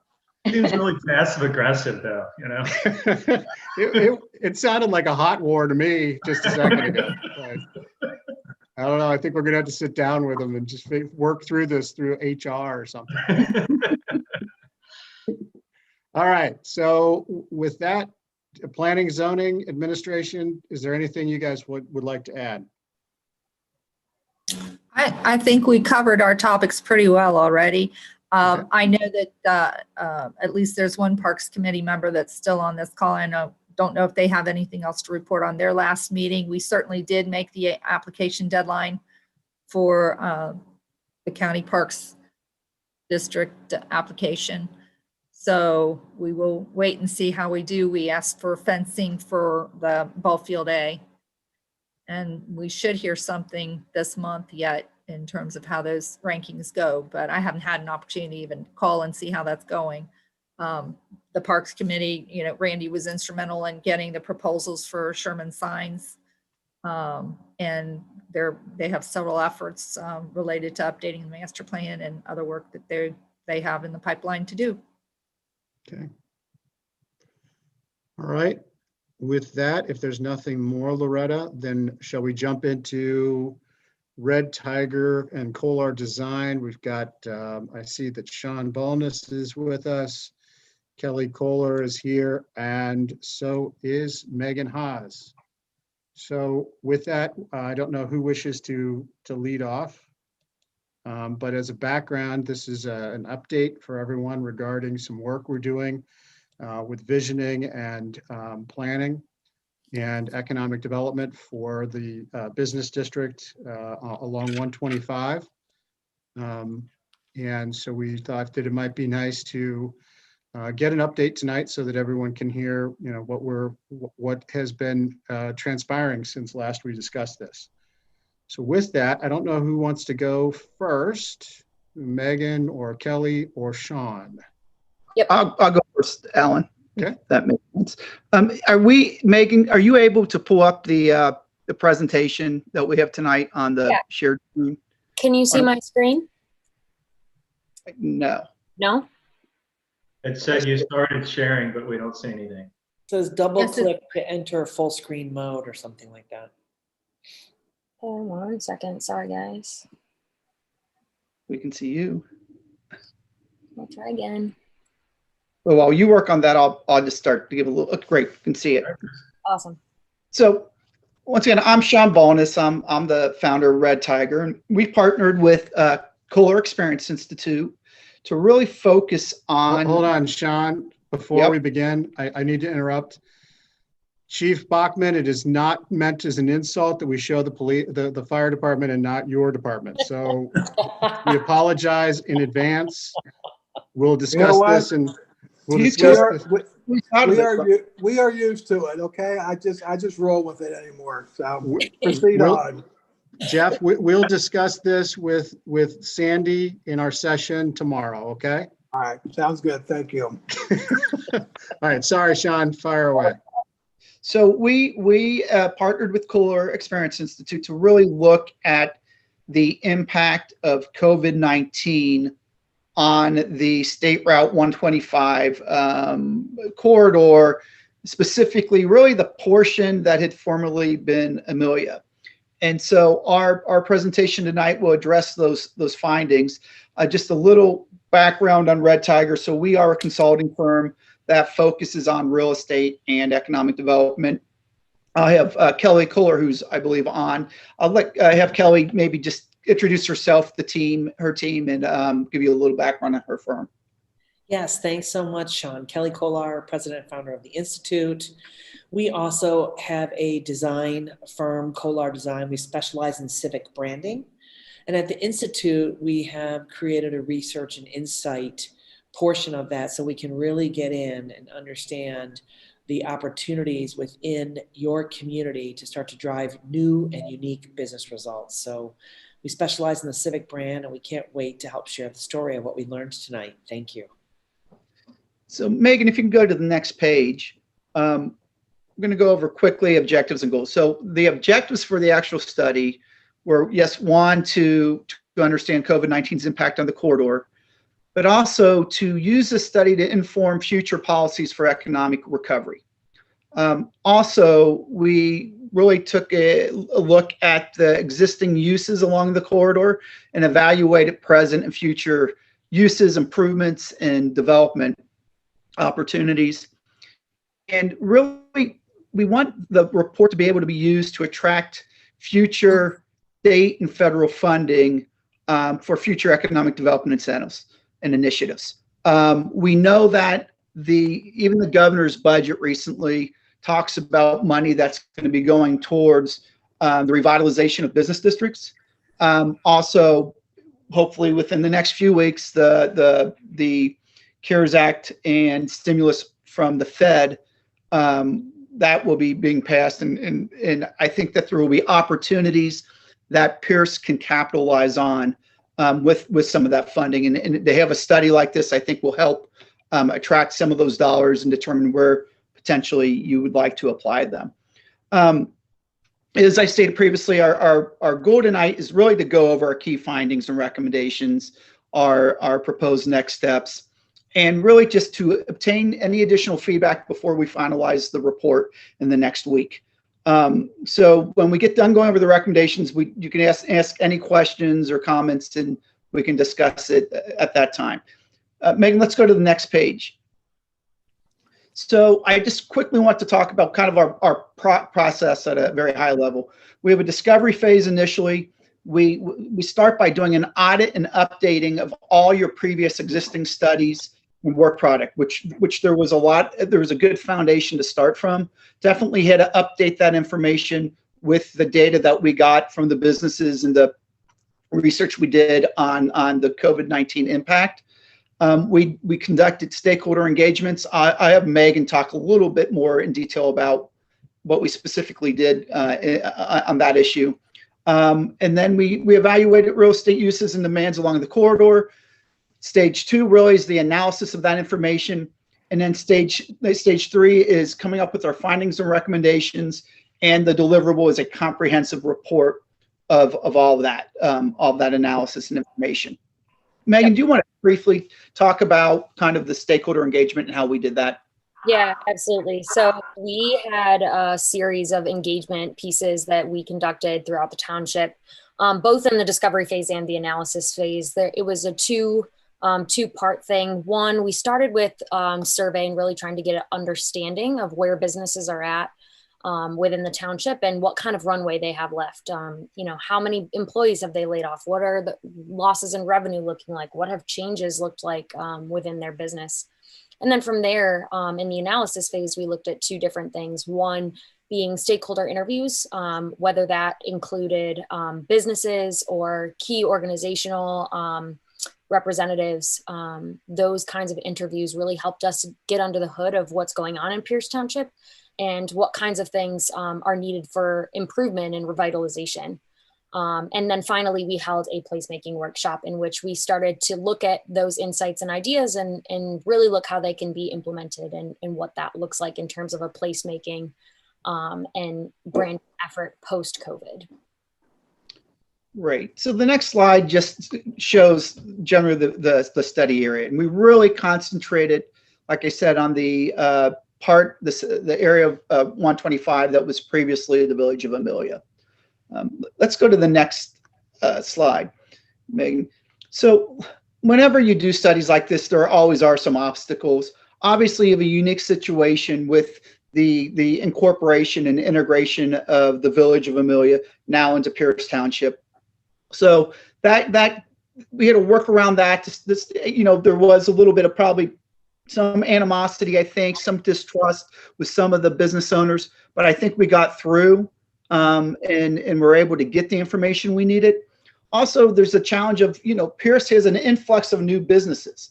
And so just there naturally was going to be some communication challenges as you get your arms around these new businesses that are part of the township. But I think that the previous survey you did and the report we've are finalizing, I think these are really good first steps to overcoming some of these obstacles. And we'll have some recommendations, I think, that will help help kind of bridge this, so to speak. So the next slide, these are the actual key findings and recommendations. Megan, why don't you go over the next 3 slides since you were on point for those? Yeah, absolutely. And this is going to be high level, right? There's a lot of data and a lot of research that went behind supporting some of these outcomes and some of these findings. So just high level, what we heard from the businesses, we analyzed 2 surveys, right? We had our COVID impact study, which is the study that we conducted. And then we also looked at the results from the Amelia survey that was done back in 2019 of the perception of the community, and started to look at and compare those 2 from, you know, pre and post COVID, essentially. And what we found is that we were able to garner a lot more business responses. So we kind of focused on that. Businesses in Pierce Township have actually minimized their revenue loss and taken precautions to accommodate for the pandemic. This is really, really great. And according to some other benchmarks that we have, this isn't necessarily a case in all municipalities. They're making smart economic decisions, right? They are laying off employees, but that doesn't necessarily mean they took a hit in revenue. This is all great stuff. Consumer buying habits have changed, and Pierce Township businesses know it, and they're making changes to prevent further economic implications of that. There is heightened fear of both economic and physical protection from the pandemic. That exists and needs to be, you know, discussed and resources provided for those things. But overall, it is not as dreary as an outlook as some municipalities and from a national standard as well. There is really a need for a strong facilitating and catalyzing force to help ideate opportunities and synergies that could exist between both public and private partnerships. Sean will definitely talk more about that as we go through the rest of our recommendations here, but businesses are looking to engage with each other, and they're looking to create synergies that maybe haven't existed before. They just need a facilitating arm and a conduit to do so.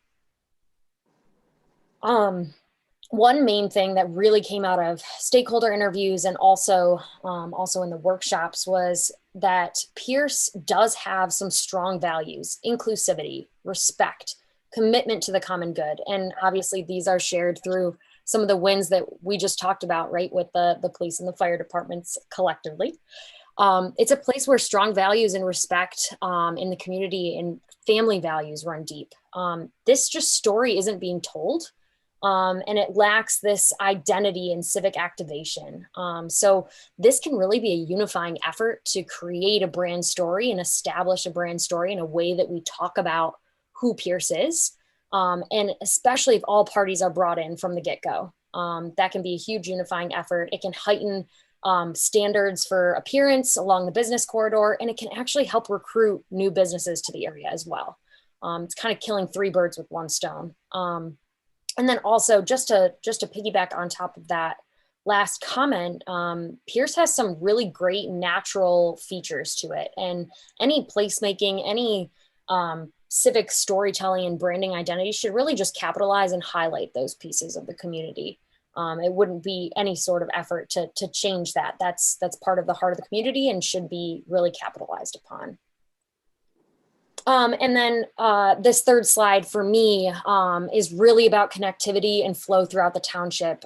This is not only in the survey, not only in the workshop, but throughout all the stakeholder interviews. It was a common theme time and time again, right? And we've talked about it a little bit today already.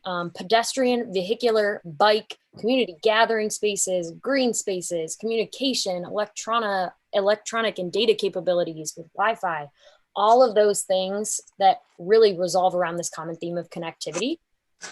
need to be improved in the township. And there's definitely ways to do that. And as we talked, and as Sean said before, it's really about finding those grants and the way to apply them to these kinds of efforts.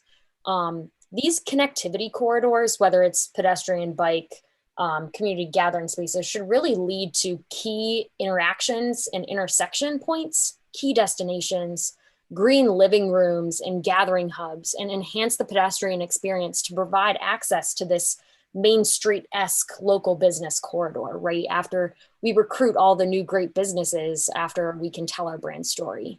And then with that, obviously, comes event planning and how we can activate the community within those green living rooms, within the Main Street-esque corridor, increasing consumer traffic, and what that looks like after in a post-COVID world too. So walkability and gathering hubs are going to be a huge criterion in attracting more upscale businesses and eclectic businesses to the area. And Sean's going to talk a little bit more about that on this slide here. Yeah, so to piggyback off of Megan, there really is a need we see to establish some of these what we call walkable hubs along the corridor. That would be comprised of a mix of uses that would serve as community gathering places. The idea is for these hubs to connect the community, businesses, and recreation amenities. A strong community desire that we continuously heard through our own stakeholder interviews and then through doing analysis of the previous studies was things like a farmer's market, places families can socialize. And what's, these types of hubs are attractive to recruiting businesses and entrepreneurs. It's the reason why the city of Blue Ash has made such an investment in Summit Park. And I'm not saying that's the exact type of thing we do here, but it's an example.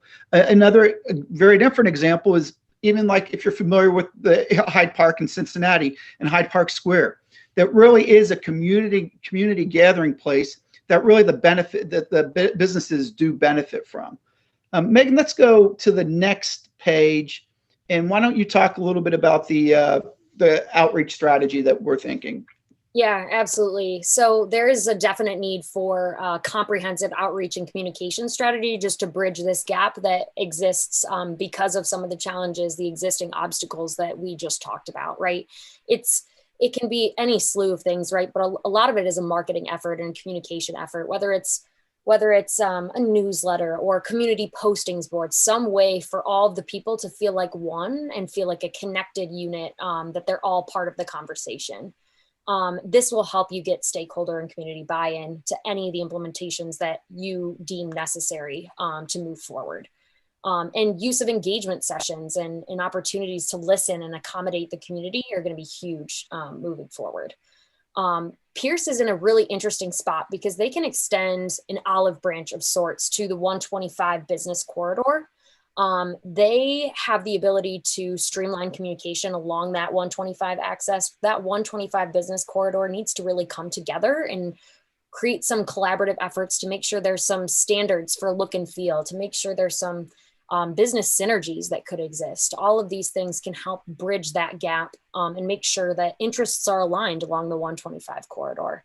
One thing that's really struck me as I was writing this was this quote that came through in the survey. And I just would like to read it. I see collaboration to be a significant priority among Pierce and Batavia townships, along with the county and state. If strides are making to solicit feedback from people and commitment to and infrastructure to attract new businesses and revitalizations opportunities, this will undoubtedly increase property values, strengthen schools, and provide a sense of character improvement. I feel like that quote really hits the heart of this whole piece that we're trying to communicate here. And that came from you guys. So you know this, it's just a matter of putting a concerted effort towards making that connection and making sure that everyone feels heard and listened to, and inviting people to have a seat at the table. So building on that in this collaboration with Batavia Township, I think, there's a few ways you can start to do that aren't that difficult. I think one thing you should consider is whenever when you're looking at planning and development along the corridor, that's probably an area to at least have some collaboration on with Batavia Township, since there's a lot of overlap there. Also possibly helping facilitate a business association. It really would be smart for that to also to be comprised of both businesses in Batavia Township and Pierce Township. What we're seeing too, often regional projects that are comprised of multiple jurisdictions very much stand a better chance of receiving funding from the state and from the Fed. So that's another thing to think about as you look at some of these potential economic development projects and some of the things we're going to recommend. There could be a likelihood to get more funding that's going to be coming if you were to potentially collaborate with Batavia Township on some of this. Also, one of the things we started to establish a relationship with through this process, and we encourage that the township continue to grow this relationship, is with the Small Business Center at the Clermont County Chamber. You can see the bullet points of the things that they do, but I think areas of collaboration are potentially co-sponsored events. I think that the SBC could provide technical expertise sometimes, and even capacity for some of the businesses along the corridor. The next page is devoted to often when looking for industries to focus on, and I work with a lot of different municipalities throughout the region. We encourage municipalities to pay close attention to emerging industries, and emerging industries are things like cybersecurity, advanced manufacturing. Now, not all of those are the right fit for Pierce, but these are the types of industries that the state and that the federal government want to invest in. And through some conversations I had with Eddie recently and studying it a little bit more, I think one area of exploration that I really would encourage Pierce to start taking a look at is this idea of this new industry called agritech. And it's really the use of technology and innovation to improve agriculture. I just think your proximity makes a lot of sense. You're close to downtown Cincinnati, to the northwest, and then you're also very close to a lot of the rural areas of eastern Ohio. And when we talk about agritech, that can be things such as the use of drones for agriculture, indoor farming. You're hearing a lot of it. This is attracting a lot of venture capital. I don't know if people are familiar with a project in Hamilton, Ohio right now, where there's the name of the company escapes me right now, but they're doing indoor farming. We're seeing a lot of opportunities around that. I just think because of your location and some of the characteristics of the township, I think it makes sense to look at that. Also, and I know we weren't really specifically engaged to take a look at this, but when you look at something at like the Beckjord Power Station and the redevelopment of that, this could be an ideal location for this agritech type industry, as well as obviously solar, which we see happening a lot around the former power station. So the reason that makes sense for the business corridor is that these types of industries attract millennials, they attract a lot of well-paying jobs, and they support often new kind of investment grade development. So it's an industry that we encourage the township to take a strong look at. So if you go to the next slide, it's the final part of our presentation is implementation. What are the things that can start to be done to help implement some of these recommendations? I'm going to let Megan talk about what we think the first step is, and that's around civic identity. Yep, awesome. So as Sean said, there's really two major implementations that kind of need to be implemented. One being this civic identity and an overall story for the township and corridor. Not only so you can attract new businesses, but so that there's a community connection and engagement strategy with that. There's civic activation, there's corridor beautification. All of these things kind of come out of a civic identity. The civic identity and the brand building, the brand storytelling all becomes a vehicle for these things to happen. And we heard a lot in the survey, a lot in the workshop about the desire for beautification and for cleaning up the 125 corridor, for convenient shopping, for eclectic shopping. The demographics really support, these kinds of fun, eclectic shops that have, you can spend disposable income. These are definitely things that have come up time and time again through our report and through the Amelia survey as well. This next piece is for Sean. So I began to look at, okay, where could some of these hubs, what we're calling the corridor hubs that we talked about, where could they be located? Now, two of them, that they're properties that you own along with Batavia Township, but you own 65%, I believe, of the two on the right.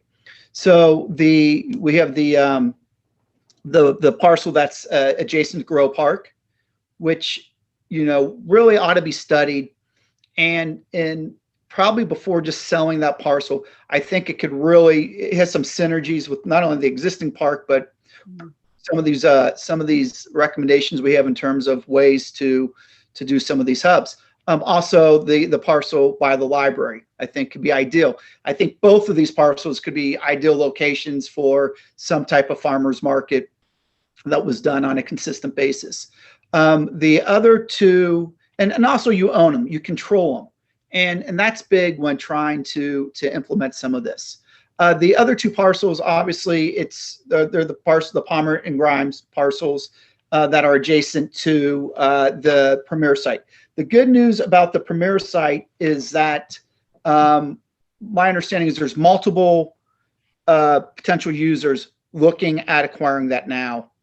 And both in the cases that I'm aware of, they're looking at really completing that project for its intended use, which I think is that's really important, because there's nothing obviously worse than a partially completed project that nothing's happening with.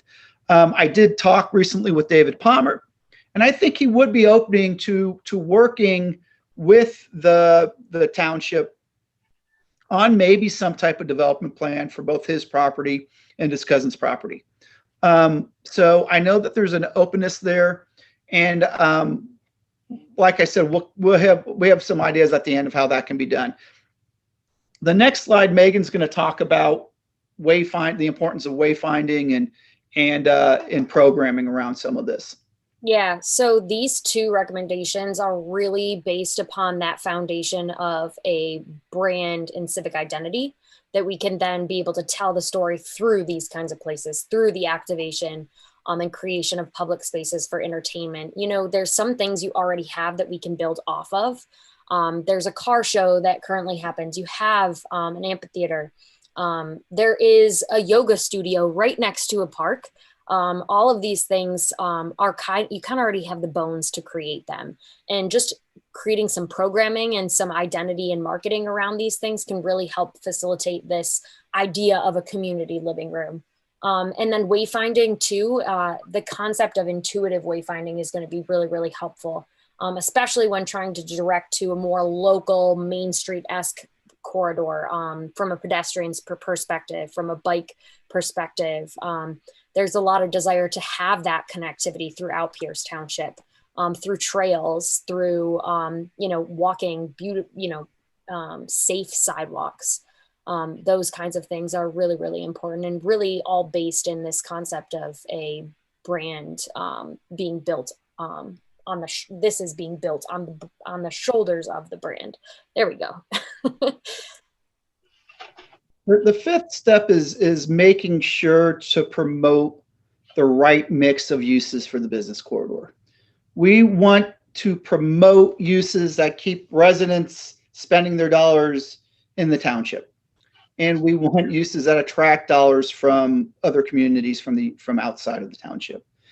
And the uses that residents and businesses that we consistently talk to said were needed were those that are included in this list: a farmer's market, restaurants, things like an ice cream shop, event space, coffee shop. And so we really want to look at those types of uses for some of these potential hubs that we've talked about. Building upon that, on the next slide is this idea of localism.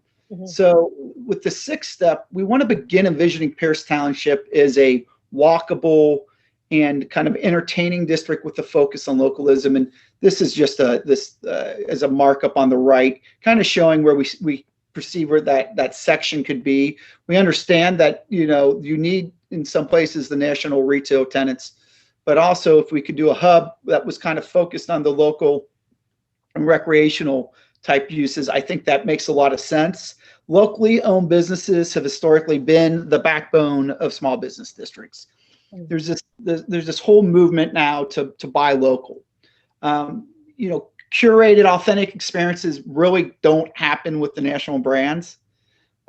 Localism creates these authentic experiences. You know, people would rather go to a locally owned coffee shop than a Starbucks.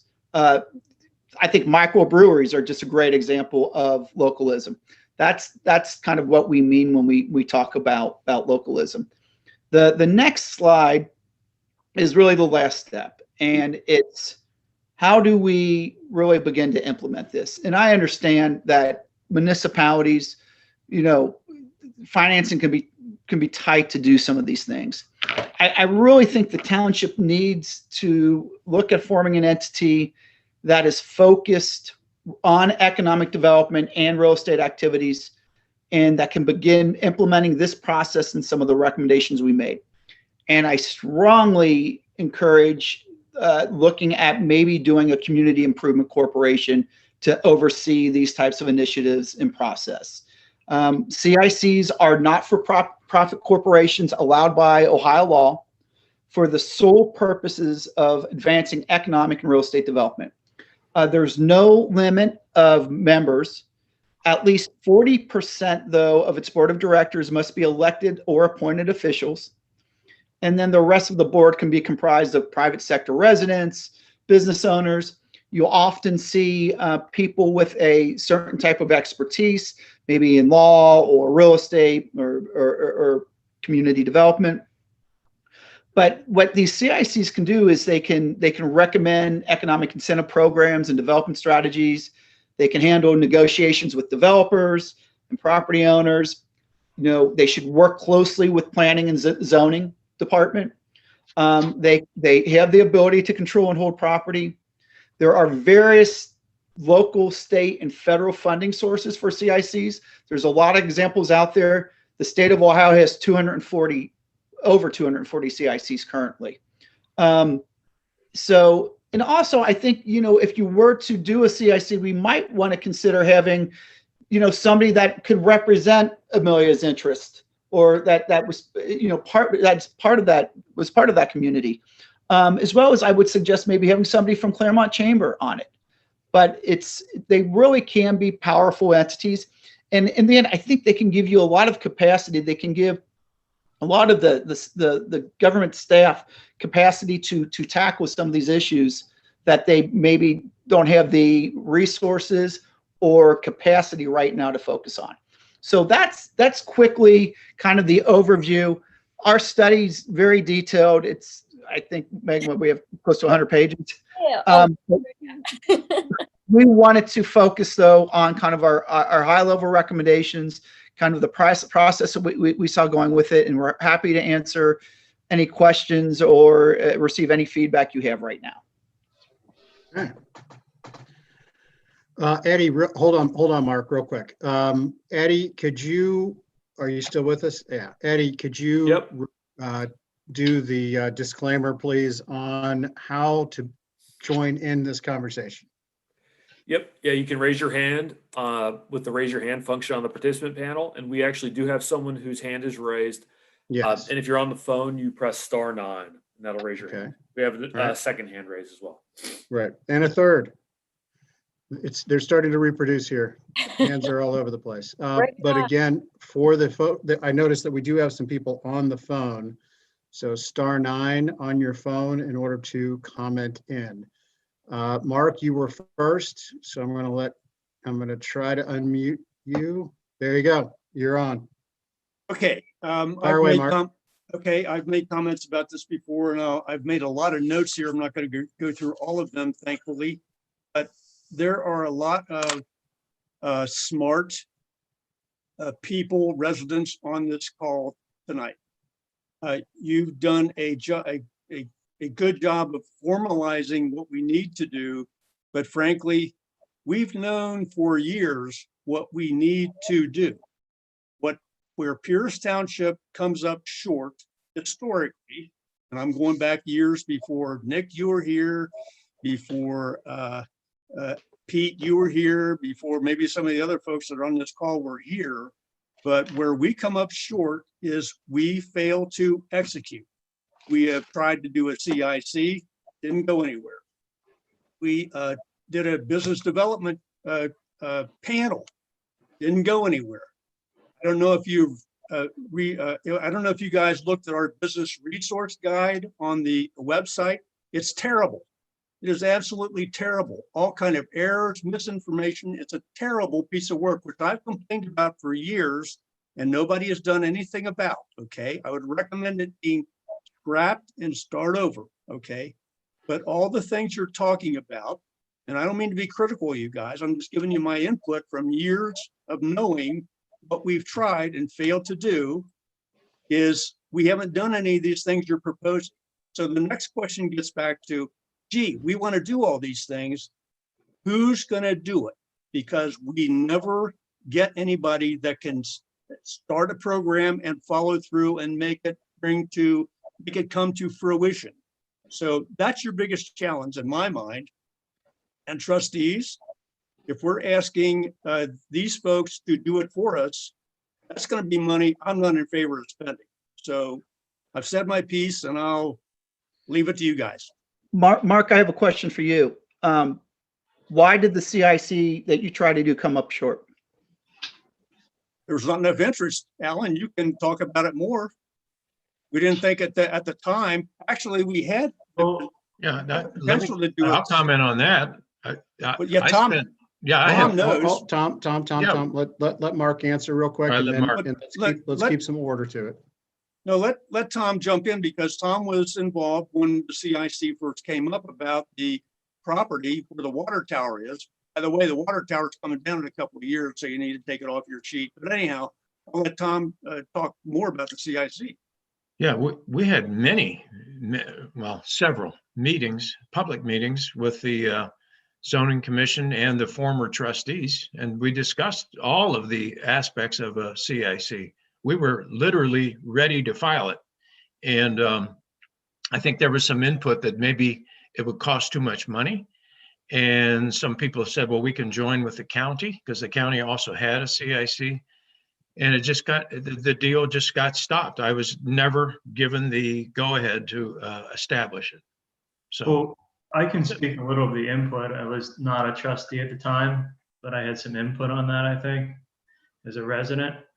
And that would be my only concern moving forward, again, with this, is that the CIC is constrained in a way to ensure that it's constructive and not abused by not just me, but future trustees. So some way to hamper or specifically define how money is spent and properties are purchased and things from or within that CIC. That would be something that I would want to see more of. I mean, we're getting a lot of information and there's a lot to discuss from what you guys just laid out tonight. And so to answer some of those questions too, Mark, to answer your question, it's about the composition of the people you have on that CIC. I've worked with many of them. Some are kind of dormant and they're just, it's basically, it just sits dormant. You have to have the right mix. You have to have people that are in it for the right reasons, that are engaged and have the, they're in it for the right reasons. They have the drive to really use it as an active tool. The way you can, Nick, the way you can structure some of these things is the state has their law of what you can do with the CIC, but you can narrow that to whatever you need to narrow it to. I mean, as long as you can narrow it. I've just seen how if you have the right group, and it has to meet consistently, it has to have a mission. And so that's where I look at some of these like development hubs. Some of the properties you already own, it gives them some focus to focus on something. And there's ways you can begin to fund some of these things. I would suggest if it's something you're going to explore more, I'd be happy to give you a list of the most effective CICs in the region and talk with those municipalities and see how they've structured there. You don't have to recreate the wheel, but I think it could, when you talk about, we've tried a lot of these things and we never had the follow through. I think this could be an entity that can help you do that. I saw that Tim Rosser had his hand up, but I guess he took it back down. So I'm going to go with Stan Falk because Mark's got his hand back up again, but I'm going to go with Stan because Mark, you just made it, and I'm having trouble getting Stan. Damn it.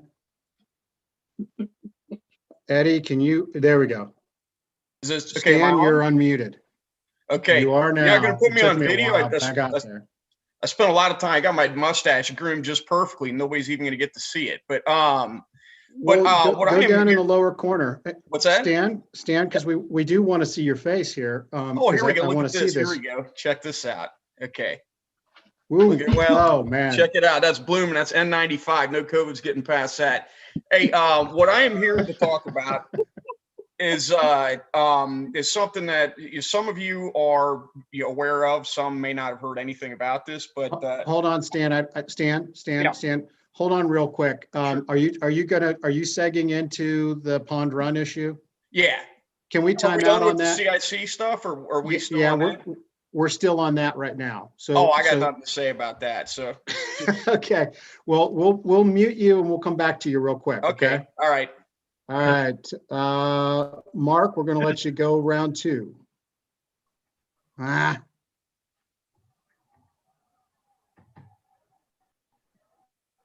I think I unmuted him and then muted him again. There we go. All right, you got me? All right, you got me. Finally. I'm sorry, but finally, you're there. That's all right. I just wanted to throw in that, Tom, I think you remember I was a big proponent of the CIC way back when, okay? And I knew there was a way that we could do it, okay? There was a concern about control and those kind of things, but I go back to what Sean said, if you get the right people on there, okay, and they're managed and they're given the proper direction, okay, and they're given the proper focus, then you can make a go of it. The same with a business development team, which we had. It wasn't proper. The caliber of people were not right.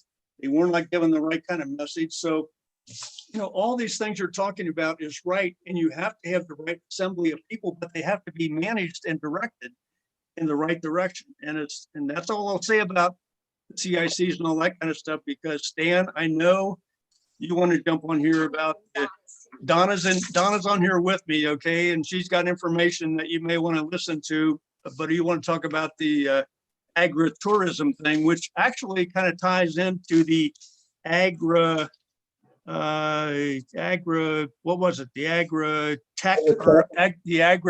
stuff that you guys were talking about on this presentation, and what Stan is going to talk about ties in directly to that. So Stan, I'm done. Well, actually, there's two different things, and they shouldn't be confused. The agri-tech and agribusiness, they're two entirely different things, and it's a loophole that Stan wants to talk about, but we're going to get there in just a second. So, okay, were you good, Mark? Yes, I'm done. Okay, all right. Excuse me? I'm done. Okay. Donna's here. Hi, Donna. Hi. Donna is a real person. It's not his cat. So just so you know. Yeah, but we got Harley and Zoe are on here with us, so you may hear some, I don't know. Anyhow, all right. I'm gonna jump over. I'm gonna take Mr. Fox. We're gonna let you go if I can get you unmuted. Oh, you're good. This was so much better when people knew how to do this. All right. Okay, Mr. Fox, you are now unmuted. I did it. Yes. Well, or somebody did it. Yeah, I'm here. So the main thing I Okay. want to say is we, as a township, you guys have been doing this and thinking of this for a long time. So as other townships. But the one thing is if you don't act, you'll keep going down the same road, and economically, yeah, you'll grow, but you won't grow the way you really need to. And not to use Union Township as as that they've done something really right, but they have done a lot right in that they have grown their economics, and Pierce Township can do the same. Your real constrictor is that you share a border with another township right now in the middle of your economic engine. And so that becomes a real key, that you do need some type of group that can work between the two townships, or maybe be cross-functional people from both townships that help grow, together, and that Batavia and Pierce work to the better means and stuff of the community and stuff, and creating the jobs and stuff that the real community needs in this area. Okay, thank you. That's Is it. that it? Okay. Yep. Well, thank you, sir. Appreciate that. Tim Rosser. I did it on the first try, Tim. All right. Woo. Good job. Hey, Sean, got a question. Sure.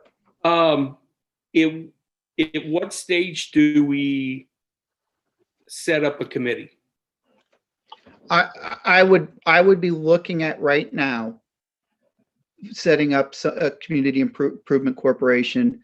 I would be vetting who would be what's the right number? Sure. Who are the right, start to identify the right people. Okay. I think. And then what I would do is get some examples of some of the that other communities have done that have been successful with it. Okay. And I would look at their charters, see where they have the powers. A lot of these communities didn't have a bucket of money to start these things with. The one thing it automatically, though, will give you, if you get the right people, is that at least they can start. It gives you capacity to start focusing on some things that your staff that's running the township just doesn't have the capacity to focus on. Right. And so, and it can really serve as this kind of like, I've seen a lot of municipalities use it, is kind of like their economic development arm. And I think you can begin to expand powers, but a community that's been really successful with how they've used their CIC that I work with is the Village of Evendale. And you've got the CIC, they meet monthly. We actually have a subcommittee that meets weekly for a specific project, but it works great because if the subcommittee recommends it to the CIC feels like it's been vetted very well. If the CIC then recommends it to the council feels very good that, okay, this has really been vetted and this is an initiative that makes a lot of sense. And I could see setting something similar like that up in Pierce, where you have a group that vets it, and then another group that would listen to it and then present it, to the trustees. So, but my number one thing right now would be to start, A, think about who you might want on it. B, look at some other communities that have been successfully done it, and go from there. Okay, good. Because I'm a former village council of Amelia. I served on the council, and we had a comprehensive plan that we had set up, for improvements. And the failure was there was folks that just would not engage and stay focused. So I see where we're at here, and I think if we're at this point where Amelia, the former village, is within Pierce Township now, we're in a golden position right now to execute and at least get a committee together. Absolutely, I agree. Yeah. Now the Victorian house that's on 125, I've mentioned several times about that would be the historical background of that home would be excellent for like a microbrewery. And they're so popular today that it would definitely bring in some folks from other communities. And also what we've seen with a lot of these microbreweries is they're great for the diversity of a community too, right? You see families, you see single people, and they really are, you know, great examples of this localism that we were talking about, and they do become destination centers. So I think, you know, those are initiatives that if you had the right CIC, they could be focusing on, okay, what, you know, how do we, maybe that's number one, how do we bring a brewery to the Victoria House? Right, exactly. Because it's almost like if you build it, they will come at some point, and others are going to want to, you know, to take advantage of it. And, I mean, you know, bring their business there. Yep. And we talked absolutely. about those in the full report as well. So that all ideas like that are covered too. Right. And this is part of the comprehensive plan, but not the brewery, but the comprehensive plan that we had set up was basically how we was going to move forward. And we were working with ODOT at the time. And That's all I had. We went through, and we definitely, we did analysis of that comprehensive plan too, and built upon parts of that as well. So that was part of our audit.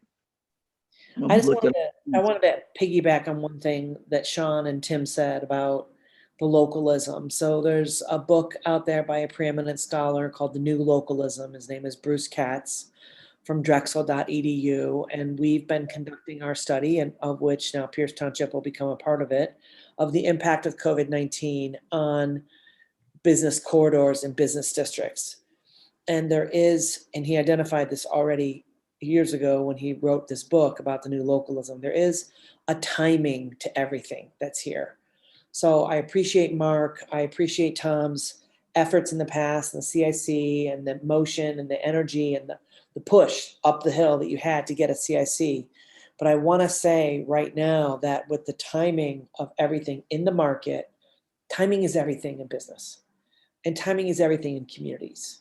And with the current climate and the impact of COVID-19, plus the stimulus, plus the need and the drive of people yearning to get back connected to their roots, to their communities, this is a really ideal time from an ethos standpoint for Pierce Township to strike while the iron is hot. And so all those efforts that you did before are excellent because they were already runs up the hill.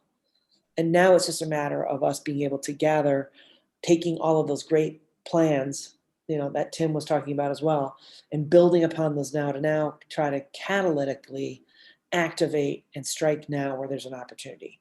Because there is going to be more funding. There will be more people looking to get back to develop businesses and grow businesses locally. And this is a really ideal time to be looking and re-looking at that and trying to market test and future-proof the climate right now for you. Okay, thank you. Mark, I guess, did you re-raise your hand? Yes, I did. Okay. I just have 3 quick comments. First of all, Oh my God, 3 comments. Hey, Jeez. listen, I get right to the point. I don't mess around. Anyhow, 3 points. Victorian House is on Batavia side of the street, not the Pierce side of the street.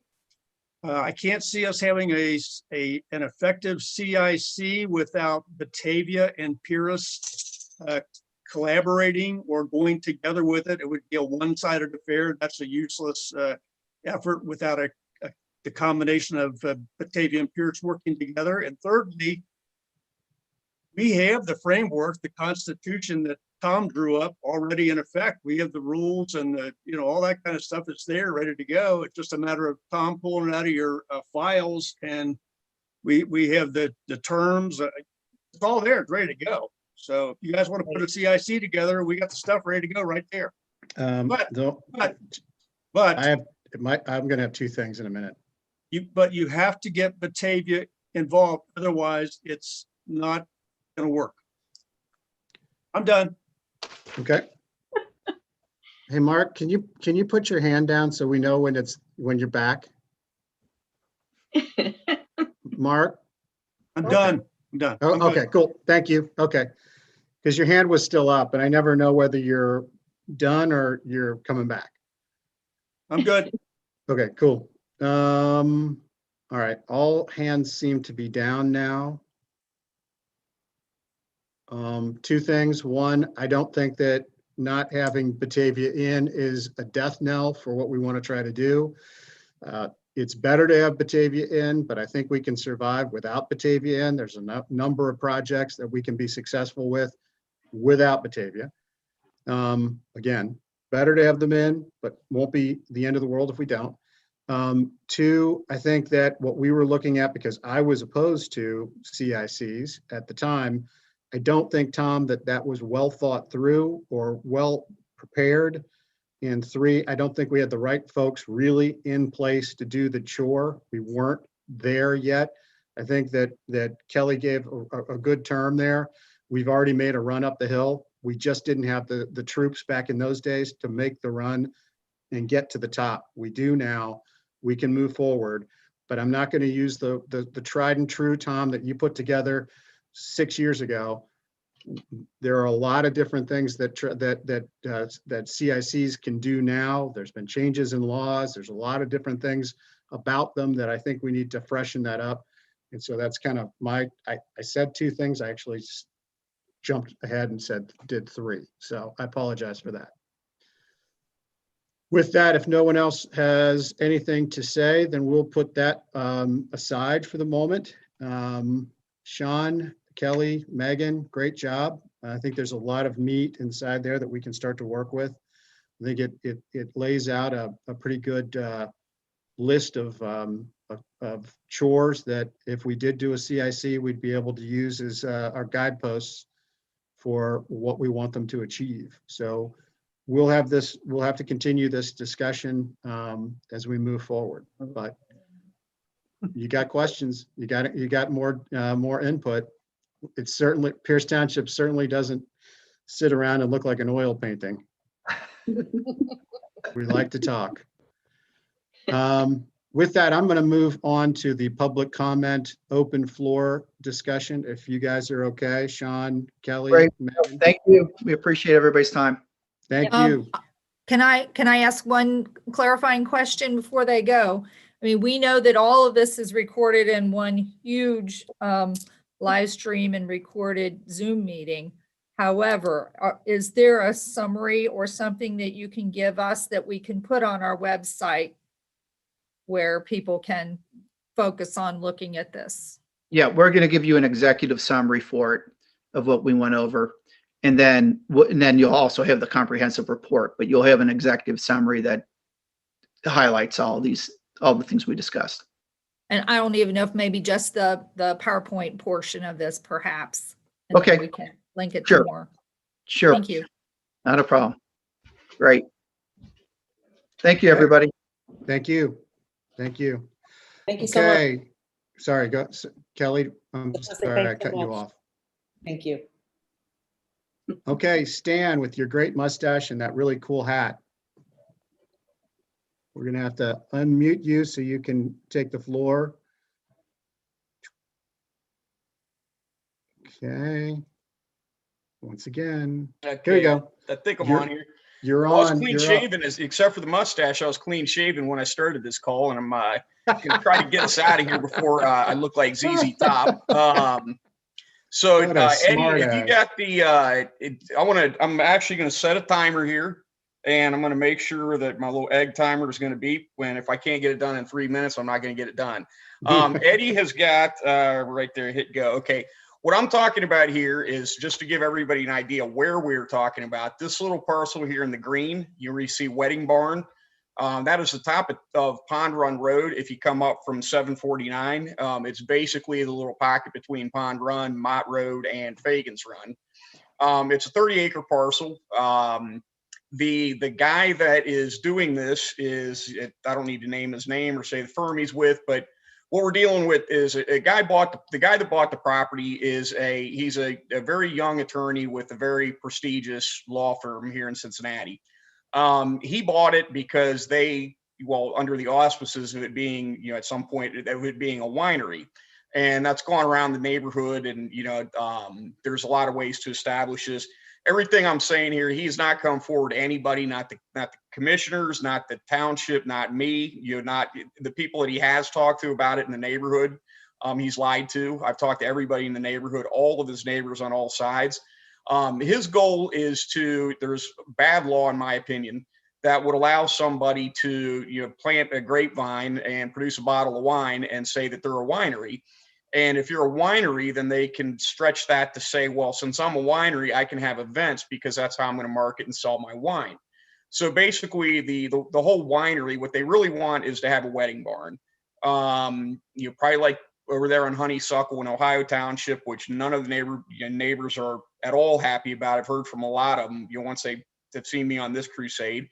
But the zoning, the agricultural use exemption that he would abuse, basically gives him the right to run an event center here on Pond Run Road in the middle of a residential area. If everybody's had a chance to take a look, so we know kind of geographically where we are. Eddie, if you could pull up that my other image, I want to show you what we're dealing with here as far as we've got from the building department, we've got the plans, and it shows things like 2 side-by-side bathrooms opening up to the outside, a wet bar, the commercial kitchen. We know he's been shopping for commercial restaurant equipment, all of this stuff. This is not a residential use. There's a local builder who he asked to build this, and he refused to do it because he looked at it and said, that's a commercial property and this is a residential neighborhood. What we're dealing with is we've gotten, he is an attorney. He thinks he's got a legal angle. He has not talked to anybody in the neighborhood about this. Like I said, when he has, he's lied. I've talked to everybody. It's the support I've got is unbelievable. But nobody wants this guy here. I don't really see, usually having been, this is my 3 minutes, but I'm gonna keep going. But normally, I'm a commercial real estate broker. When I've done, I've been involved in a lot of these type of things where people go for zoning variances and things, mostly shopping centers in my case, in my professional career. But usually when people come and they're trying to do something like this that may face resistance from the local community, typically you guys have seen this. Don't people usually come in with some kind of dog and pony show that they're gonna it's going to increase the tax base or employment or recapitalize a bladed area, and then they tell you it's going to look like the Taj Mahal and it ends up looking like a pole barn. But they at least try to make their case for some sort of benefit to the community. This guy's not only not made any kind of pitch for why this is good for anybody but him, and personally I think it's a bad business idea. It's actually bad for him. I don't see any way he's going to make money doing this, but that's his problem. But there's no angle for the township in this. This is a liquor serving establishment in a celebratory environment. Half the people are going to be from their teens up through probably their mid to late 30s. You're going to have a lot of people that are up there partying, doing shots. You're driving Pond Run and 749, which are some of the most dangerous roads in the area. We're going to have noise ordinance. Well, maybe he's allowed to do it, but nobody up here wants to hear wedding music, every Saturday night till 11 o'clock. Or have somebody coming up Pond Run Road just trying to get home that gets in a head-on collision with somebody who got drunk at this event. So there's a million reasons to oppose it, and it's universal. There's not one person I've talked to that is even at all supportive. There are a couple people when they thought it was going to be a winery with like a tasting room. They thought, well, that's cool. The neighbors can be like, hey, you want to meet down at the winery? And you go down there and there's 4 or 5 people there, maybe a little veranda or something, but nobody. Even the people that were for that, when I tell them that this is an event center, the 2 side-by-side bathrooms, that's code for at least 150, maybe up to 400 people, and we don't need it. I know that I've tried to make people clear that this is a zoning loophole. It's specifically designed to get around the authority of the trustees and even the county. And that's really, he's just trying to ramrod something down the community's throat that it doesn't want. Right now I'm pretty much acting on my own, rounding up the troops and all that. But I know there's a legal angle to go after this, but I really think that probably the more efficient way of getting this guy to change his plans is just to show him that it's not going to happen in our community. We have a legitimate right to protest and call for boycotts and to do all kinds of things that are 100% legal, protected by the First Amendment, but could be very, very problematic for this guy trying to run a business. With that, I went on longer than I planned to, but I think that kind of gives people the overview. It's a clear-cut abuse of the spirit of the zoning law. It's a loophole. take an attorney and even think of doing something like this. He'd never do an Indian Hill. He just thinks we're a bunch of hillbillies. So anyway, that's all I got to say about the matter. If anyone's got questions, chime in. I could go way deep on all kinds of stuff on this, and I'd be happy to at another time, but I just want to give people the view from 35,000 feet. Thank you. Eddie, didn't you have some conversations with this gentleman at some point? I did, yeah. We had a conversation a year ago. It was very general. And we also sent a letter. And actually, we sent a second letter very recently. And this is the newest development today. Mr. Chamberlain has agreed to meet with the township over Zoom. So that'll be something that'll be coming up, and hopefully it'll be a productive conversation to get a little bit more clarity on exactly what his intentions are and kind of what his overall goal is, more or less. Eddie, when did he reach out and do that? The first time, it was about a year ago. No, this most recent time. When did he reach out and say he wanted to meet you guys? Oh, literally yesterday. Oh, okay. Yeah, I mean, it was. I put a lot of pressure on him to come clean, and and I'm done. He knows my stance. I'm done. I told him what I plan on doing and how I plan to oppose him and everything. Told him how I felt. I also gave him, I'm not looking to crush the guy. I couldn't care less what, I hope he gets out of here, intact. But I made it very, very clear that this is not happening without a fight, that there are people around here that have money if it goes the litigation route, but we've got a lot of other remedies. So, I put a lot of pressure on him last week, and I'm done. If he hadn't gotten the message yet, he's not going to. But that is a good development. I'd be very curious to see how he's going to try to pitch this to you guys to make this sound like something that's you don't even get like I looked at Honeysuckle up there. They're taxed as agricultural. The value on that, he's got a horse farm and an event venue, and the taxable value, the appraised value on it's $245,000. So you don't even probably get, if he does this, it's not even, you get more property taxes with 6 houses, and I'd be love to try to see what his angle is on how he's going to pitch this as something that is a benefit to anybody but him. But that's, we'll see what kind of an attorney he is, I suppose. Mm-hmm. Well, we'll also, Eddie, is Tom looped in on this Zoom meeting? Yep. Yeah, he is. Okay. I sent out a very late email today when everything kind of got finalized. Okay. Now we've got a couple hands up. Mark and Donna, you guys were first, I think. So okay, you guys are on.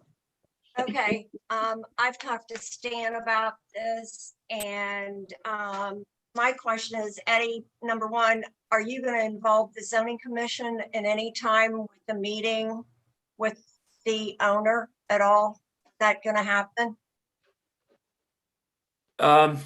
It hasn't come up just yet. There may be a role for the zoning commission to play. They're what we've seen historically and in other jurisdictions is that the BZA, the Board of Zoning Appeals, frequently plays a role.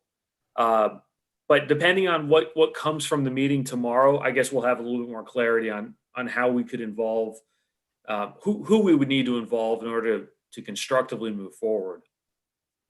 Okay.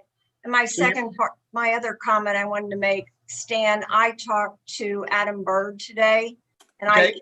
I emailed him the ORC of 92901 and 90180.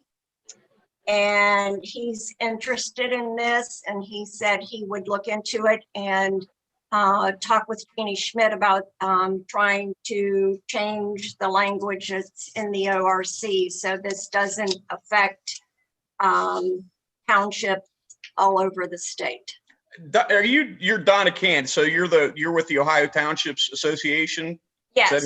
Okay, cool. Yeah, I fully intend on this. If there's something out of this, I don't want to make it a bigger deal than it has to be.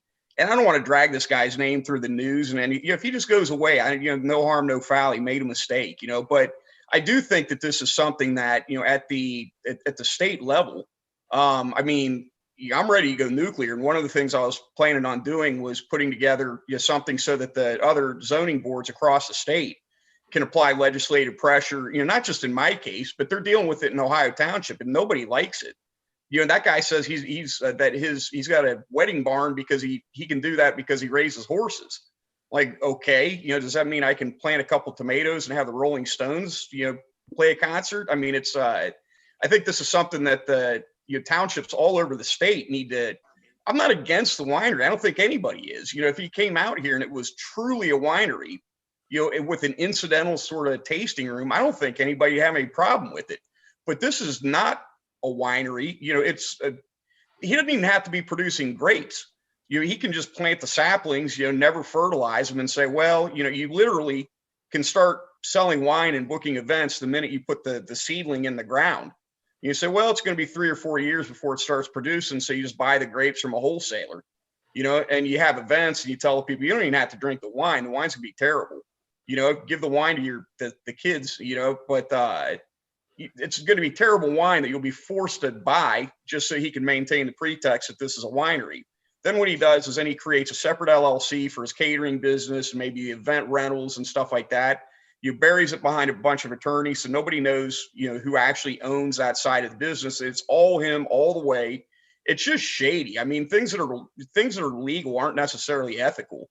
And this is this is clearly somebody swinging around their law degree and the good name of their firm, to try to steamroll what I think this guy doesn't realize, the fights with Duke and everything. But I think it's outrageous. And I think it's something everybody in the state should know about, know how to fight. Okay. We've got Tom Sill, who has been holding his hand up for a while. Tom, fire away. And then we'll get back to you, Mark and Donna. Sure. Hello, everyone. Can everyone hear me? Hey, Tom. Yep. Yeah, fantastic. It's great to be back with y'all. Quick hello to Mark and Donna, and hi, Alan, Debbie Schwei. It's been a while since I've had a meeting.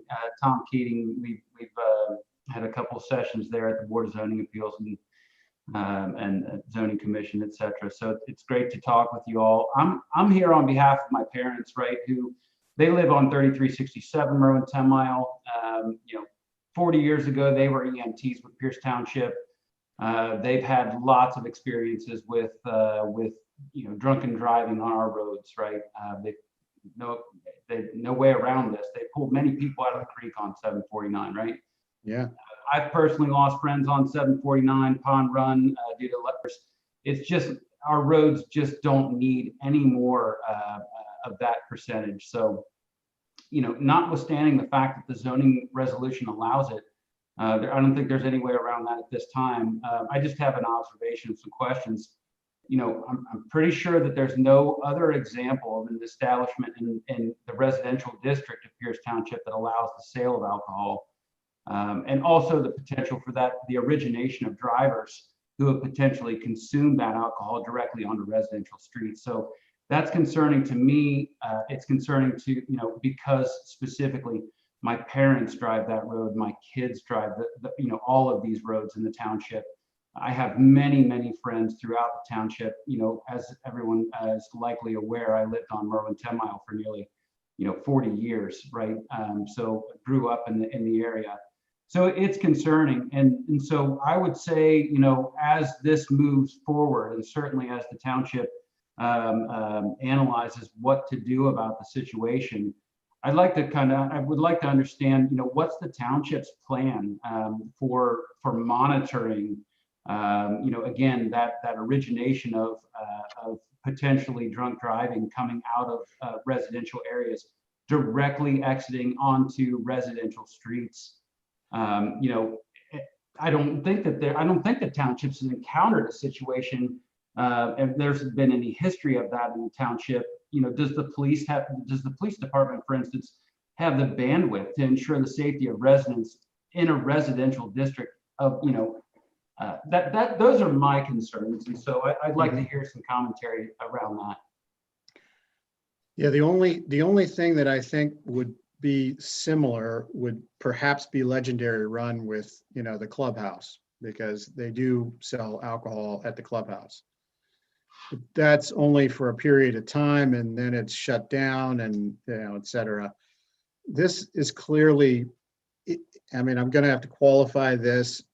I can see Tom's like the thing coming out in his neck right now. So, yeah. So this is something that we're really going to have to watch very carefully. We have had conversations with Stan about this and his concerns, and Eddie meeting with this guy, the developer, the landowner, I think is a big step because we have to clarify what his intent is. And right now he fits in the zoning code, right? He's built on a residential piece of property and he claims it's his house. So he's got a kitchen that's large enough to seat 70. Big deal. He's planning on have lots of kids. So, so that's, I mean, that's, yeah, that's all we know right now, right? Who's gonna, so we need to get more information and we need to get this guy to, get on the record and say, yeah, that's my plan. I'm going to do this. And so then if he does that, then he's violated the zoning code. And then we've got actionable items. But until then, we have to sit and we have to start waiting. And so that's why I'm glad that Eddie has been trying to reach out to this guy and get him to make a statement. As far as the police department and drunk driving, I don't know if Jeff is still with us. I presume he still is. If Jeff, you'd like to make a comment about your bandwidth, your department's bandwidth, go right ahead. Yeah, I mean, what's the question here? Drunk driving or what? Yeah, I mean, I might actually answer it for you. Even if our police department has all the bandwidth in the world to deal with drunk driving, and he can sit all day long on we still don't need it on our roads, regardless of the bandwidth. We need to really, to be mindful of that and what it is that's out there. And Jeff,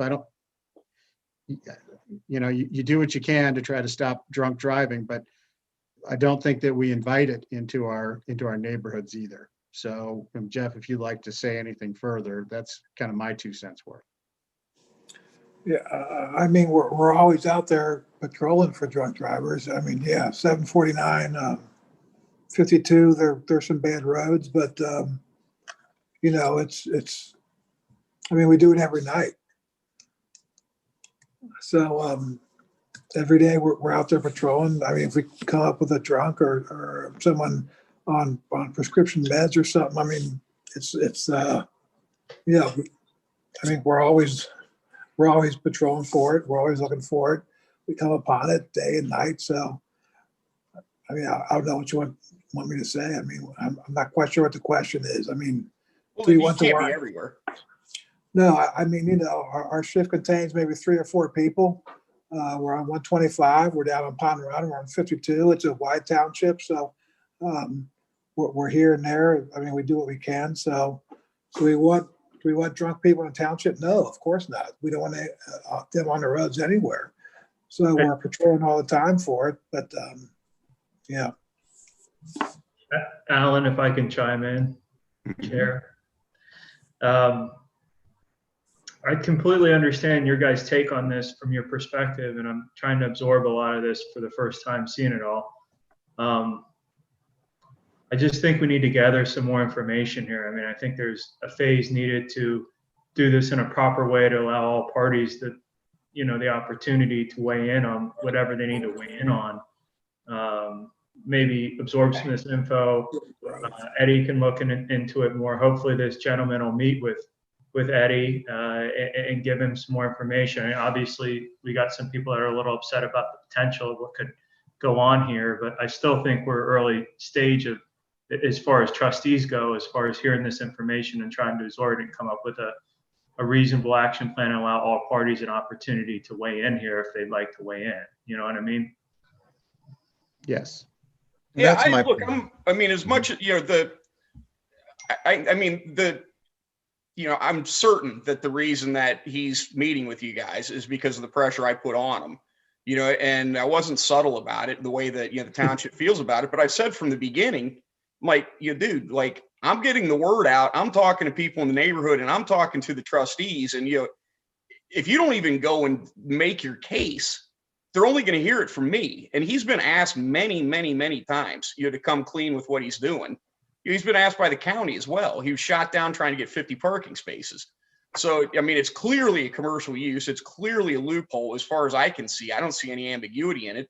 I'm open to, if there's evidence to support an alternative hypothesis, then by all means, maybe you sniff them out on that in that meeting. But, I think it's pretty obvious what's going on. You seem like a, straight up guy and very sensible in the whole thing. I mean, He's not. I can speak to that. This is Yeah. This is the kind of the first time hearing of it. So, just well, take your time to digest it. What I would say is I could send you a whole bunch of stuff. I mean, I've done all the research. If you want the case law, you want to read is Forever Blue. There's 3 cases really. There's I can send you the case law on it, so that you can read, and so that when you go into that meeting, you kind of have a better idea what his angle is. This has been done before.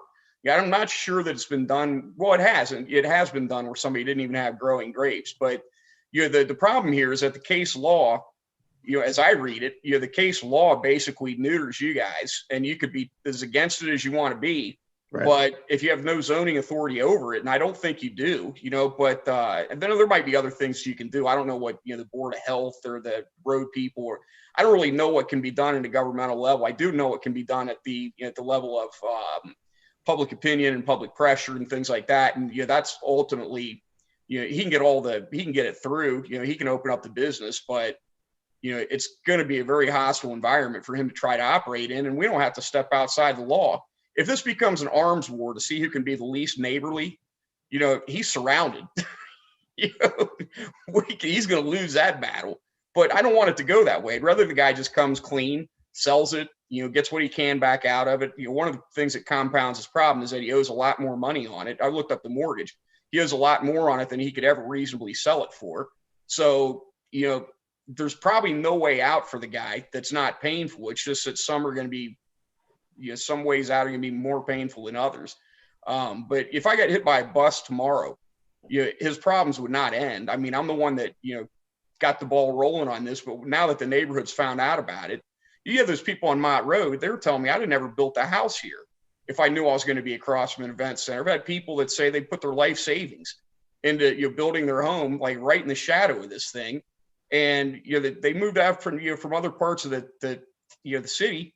They wanted to live in the country. They don't want to hear the electric slide Macarena at 11 o'clock every Saturday night. So it's just, the neighborhood is just outraged. And I think you could, you as a trustee, take the temperature of some people around here. I think the word's made it to just about everybody, and no one's happy about it. So, okay. So Stan, I'm going to wrap it up. Cool. And Mark has his hand up. I don't know if it's Mark or Donna, but go ahead. You're unmuted at the moment. Okay, just a quick comment. The reason I contacted Adam is to be able to stop this, we're going to have to get, changes to the Ohio Revised Code, which will have to bring in, the state government. I can talk to Heidi Fott up at the OTA, Ohio Township Association, but my plan was to bring this up, and I was hoping Stan would join us when we have our next meeting to explain this to all 14 of the townships in the Claremont County Township Association. And I'll take it higher than that. What I'd like to do, when is that meeting? Just out of curiosity. Right now, Stan, we have one tentatively scheduled for next week on the 18th, but I don't know that that's going to happen. People are still a little apprehensive about having an in-face meeting, but I can keep you posted on it. If you can give me some notice, what I'd like to do is just to be efficient with time, is to put something together, just kind of a primer on it. I've gathered up all the data, so it wouldn't be hard for me to do. But just to give people kind of a short primer, so we go into it. If they take 5 minutes to review what I send, they kind of familiarize themselves with the facts as I see them. And then that way we can get in there. Hopefully people at least have, some idea where we're not starting just absolutely from the top. And hopefully we can get into substantive questions, but you can put me on the firing line. Like I said, I could go on for hours on this, but but yeah, I'd love to do that. I think this is, an outrage, and it's, look, if we can, it's not just here. I mean, if he can do it here, Mhm. anybody can do it anywhere. It's just Right. zoning's there for a reason, and this is an outrage. But anyway, Donna, you know where to find me, so just let me know when that is, and I'll try to prepare something, in advance. And I'm happy to tell them everything I know. I'll shave too, and probably even put on a suit, But No, Wow. you don't have to do that. You have to look Claremont County, Stan. oh You well, can't come all how am I fancy. doing? How am I You're doing? doing great. You're doing great. But, we need, this needs to be stopped. I don't know how this got in the ORC, but it's just a little smelly to me. They didn't mean it. The thing is, it's attorneys. They didn't mean to create this loophole, and they'll close it down the second it's pointed out, at the legislative level. I'm sure of that. It's not good for anybody. And nobody's trying to prevent the wineries. It just needs clarification. Like, if you're going to be a winery, that can't be a pretext for an event center. You could open a restaurant, and say, oh, I'm just selling them the wine. And then there's other companies, the potential for abuse is unreal. And it really could be all squared up with a few, like, okay, take farmers markets, and I'll shut up. But like farmers markets, Because I'm going to cut you off, Stan. yeah, but they have to sell 50% of what they sell. They have to grow. Now, if they're growing the cucumbers and tomatoes, but their people also want bananas and oranges that don't grow here, they can buy those to supplement, just to round out their merchandise at a place that's a farmer's market. There's no stipulations on how much wine you have to sell, how much on premises, off premises. Like I said, you could push this to the extreme. You sell a single bottle of wine, and you just sell a bottle of wine for $5,000, and say, well, I didn't have an event. I just sold a bottle of wine. It's outrageous. It's easily fixed if you can just get it in front of the right people. Okay. All right. Now I'm going to stop you there, Stan. Okay. And we'll move. Thank you, Stan, for giving us the update. Anybody else have a comment? So I'll just say, as a trustee and as a neighbor, I was not aware of this until within the last 2 weeks. So I'm glad you brought it to my attention, Stan. And I agree with Nick, and I agree with Alan in that I think we're in a fact-finding mode, and look forward to meeting with this gentleman and just getting his perspective on it on the record. So thanks for bringing it to the neighborhood's attention and mine specifically. Hey, and I'm going to put on the little comments down here. Well, I guess how do I do this? I was going to put my email address if anybody wants to, more information on this. I'm going to send it to Eddie. I don't know how you can make this public, but it's real easy. It's just noweddingbarn@yahoo.com. If you shoot me an email, I can provide links to a lot of the stuff. So if anybody, noweddingbarn@yahoo.com, and I'll give you more information you never need. I have no doubt. I have no doubt about that. That's right there on the slide. Yeah. Okay. All right. Thank you, Stan. Okay. Thanks, guys. Anybody else? Comments from anybody else during this comment period? Okay. I see no hands up. So going once, going twice. Sold. Do we have a motion to adjourn? I'll make the motion. I'll second. Oh, hold on. We have two hands up. Okay, Renee, fire away. Sorry, I thought y'all were just talking about that whole situation. We were. No, I meant to comment on. Yeah. Oh, were you going to make a comment? Not about that, no. Okay, go ahead then. A couple things, and I think Tim's going to touch on them. So the question about the taxes and the Rumpke bill, are we any further in figuring out what's going to go on with that? No. Okay. You can go ahead to Tim. Okay. Tim, fire away. Hey, okay, I'll be brief. Number one, I've been working with Loretta on the cars that's been sold that was from the former village of Amelia. And I'm noticing, I could see that Pierce has brought in $23,401.03. And but I do notice on the list that was given to me the 3 Explorers and 2 Tahoes haven't been sold.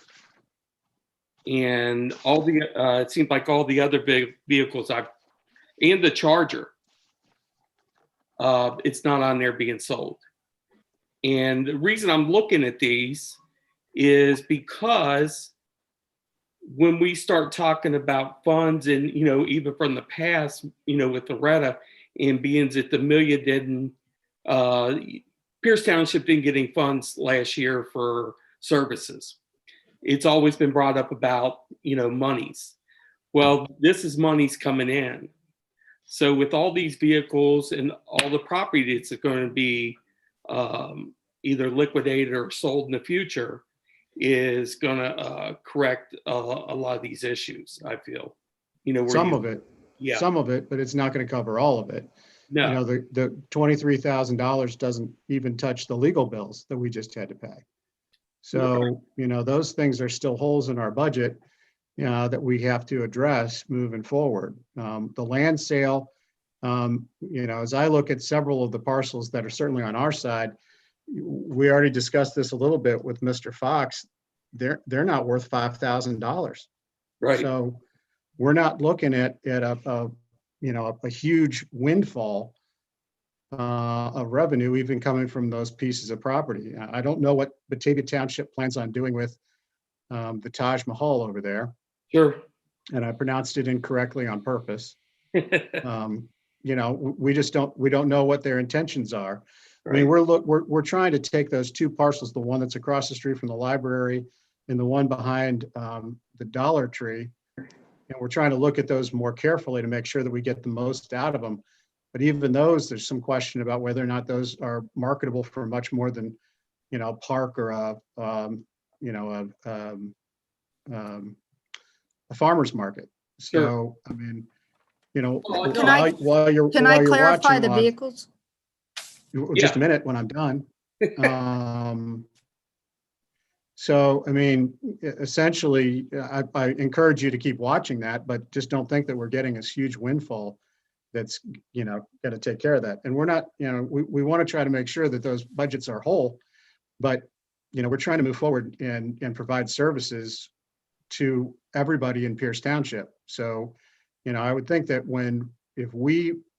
if our budget has something that's a benefit to us, it's a benefit to you, and it's a benefit to people in Amelia or former village of Amelia, but it's also a benefit to everybody. So, everybody's in Pierce now. So Right. if we do a good job and sell them for a decent amount of money, and we're able to use that revenue to provide services and benefit the entire community, that means we don't have to go to increase taxes or do anything like that. So, I mean, I would think that the better we do, I think we should all pat ourselves on the back a little bit and say, great business deal. Right. Because, you and I, Alan's talked in the past about this money's being allocated to the enhancement of downtown Amelia.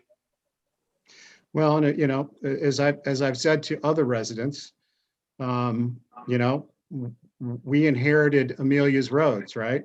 Right. Well, so what? Now they're Pierce's roads. Correct. So, we have to fix those roads. We have to repair those roads. So, coming up with the revenue stream to actually do that is important. And so as we move forward and we see the final, hopefully on Amelia, the goal is let's fix those roads. Let's fix the parks. Let's, make budgets whole, and let's make sure we keep taxes low, but services high. Okay. But I was trying to figure out if Loretta wants to clarify the cars. Yeah. I'll let my question. Yeah, no, Loretta, take it from here. Yeah, between myself and Chief Bachman, I think. So if you recall, we had earlier discussions about vehicles that were of public benefit. We only sold those vehicles and equipment that we had no necessity for. So we had to pass a resolution that declared that such that we would sell that on gov.deals. So first, there were items we identified between Batavia Township and Pierce Township that had value to us to retain, because I know that the police department added staff and added at least one vehicle. And Batavia Township added at least one vehicle. We paid off the debt on the snow plow, close to $100,000, I think it was. Debbie would, I don't have these numbers in front of me. 117,000. We paid for 117,000, and we're using that snow plow to provide services. We added staff in the service department as well, and the fire department. So the resources that were retained are not shown as sold because we didn't sell those. But we did have to come to an agreement of values between ourselves and Batavia Township because, again, all of those assets were jointly owned. Anything that we retained, then we had to make sure that we provided them 35% of that ownership, and we retained 65% of that ownership. So, and Chief Bachman, do you recall exactly? I'm sure you know what you retained, and the charger you can speak to as well. I can speak to all the vehicles. So, I mean, there was an armored car there that was sitting there that had flat tires and weeds growing around it. So it took me a while to find someone who was interested in it. And we were able to find Linda Otto who came to get it and scrapped it. He had to pay for a tow truck to come get it because it was so heavy. So, I mean, we finally got that thing out of there. The keys that we were given for it did not unlock the vehicle. The fire department had to come and break out a armored car window, which was no easy task for us to even gain entry into it. There was a Crown Vic sitting there that was crashed that somehow the insurance, it was involved in a crash, and somewhere during the middle of the negotiation with State Farm Auto, they stopped the process.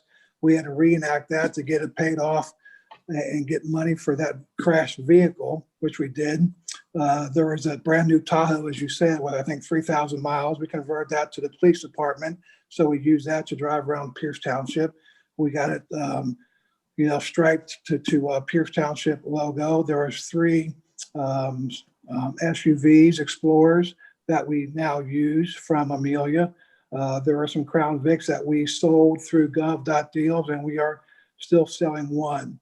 So the vehicles that Amelia had, we are either using or selling. The ones that were trashed, that were left there, that we dealt with, were either or sold or, like I said, through State Farm, involved in a crash, and we got paid. That, of course, we gave 35% to Batavia, and so I mean, there's the vehicles. If there's any questions, by all means ask. There's, I mean, we put them to use or we sold them. Quite simply, that's it. Okay. Yeah, I was just curious because, as I was looking at the spreadsheet, because, Hold on, I did forget about the Explorer. The Explorer, when we drove it back, I'll tell you frankly, I think they poured oil on the floorboards. We drove it and it was slippery. There was a substance on the floorboards. When I started it up, the engine was smoking. I called our mechanic. I said, is this car even worth fixing? And he said, I don't know what. He thought it was some gasket heads. And I called the sheriff's department and said, we would like to donate this car rather than sink a lot of money into it. It was the previous chief's take-home vehicle. I did not want it. I drive an old 2009 Crown Vic to and from work. I did not want that vehicle. It was donated to Claremont Sheriff's Office to be used. It's still being used. They sunk money into it. So, I don't know what you're saying about the vehicles. They're either used, they were sold, the money was put where it was supposed to be. So I'm not sure what you want the answer. I mean, that's where they are. That's what they were used for. Yeah, I understand. I guess where I'm going is the Village of Amelia residents had to continue paying a tax. Brenda stated that we would have to pay the tax in December. She said that months and months ago.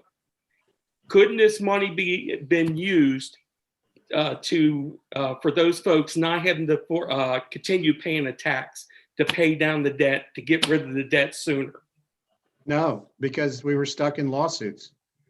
I mean, there wasn't any movement. Amelia was stuck in the lawsuit. Right, and so we were too. You remember in March when the state said that Amelia still existed.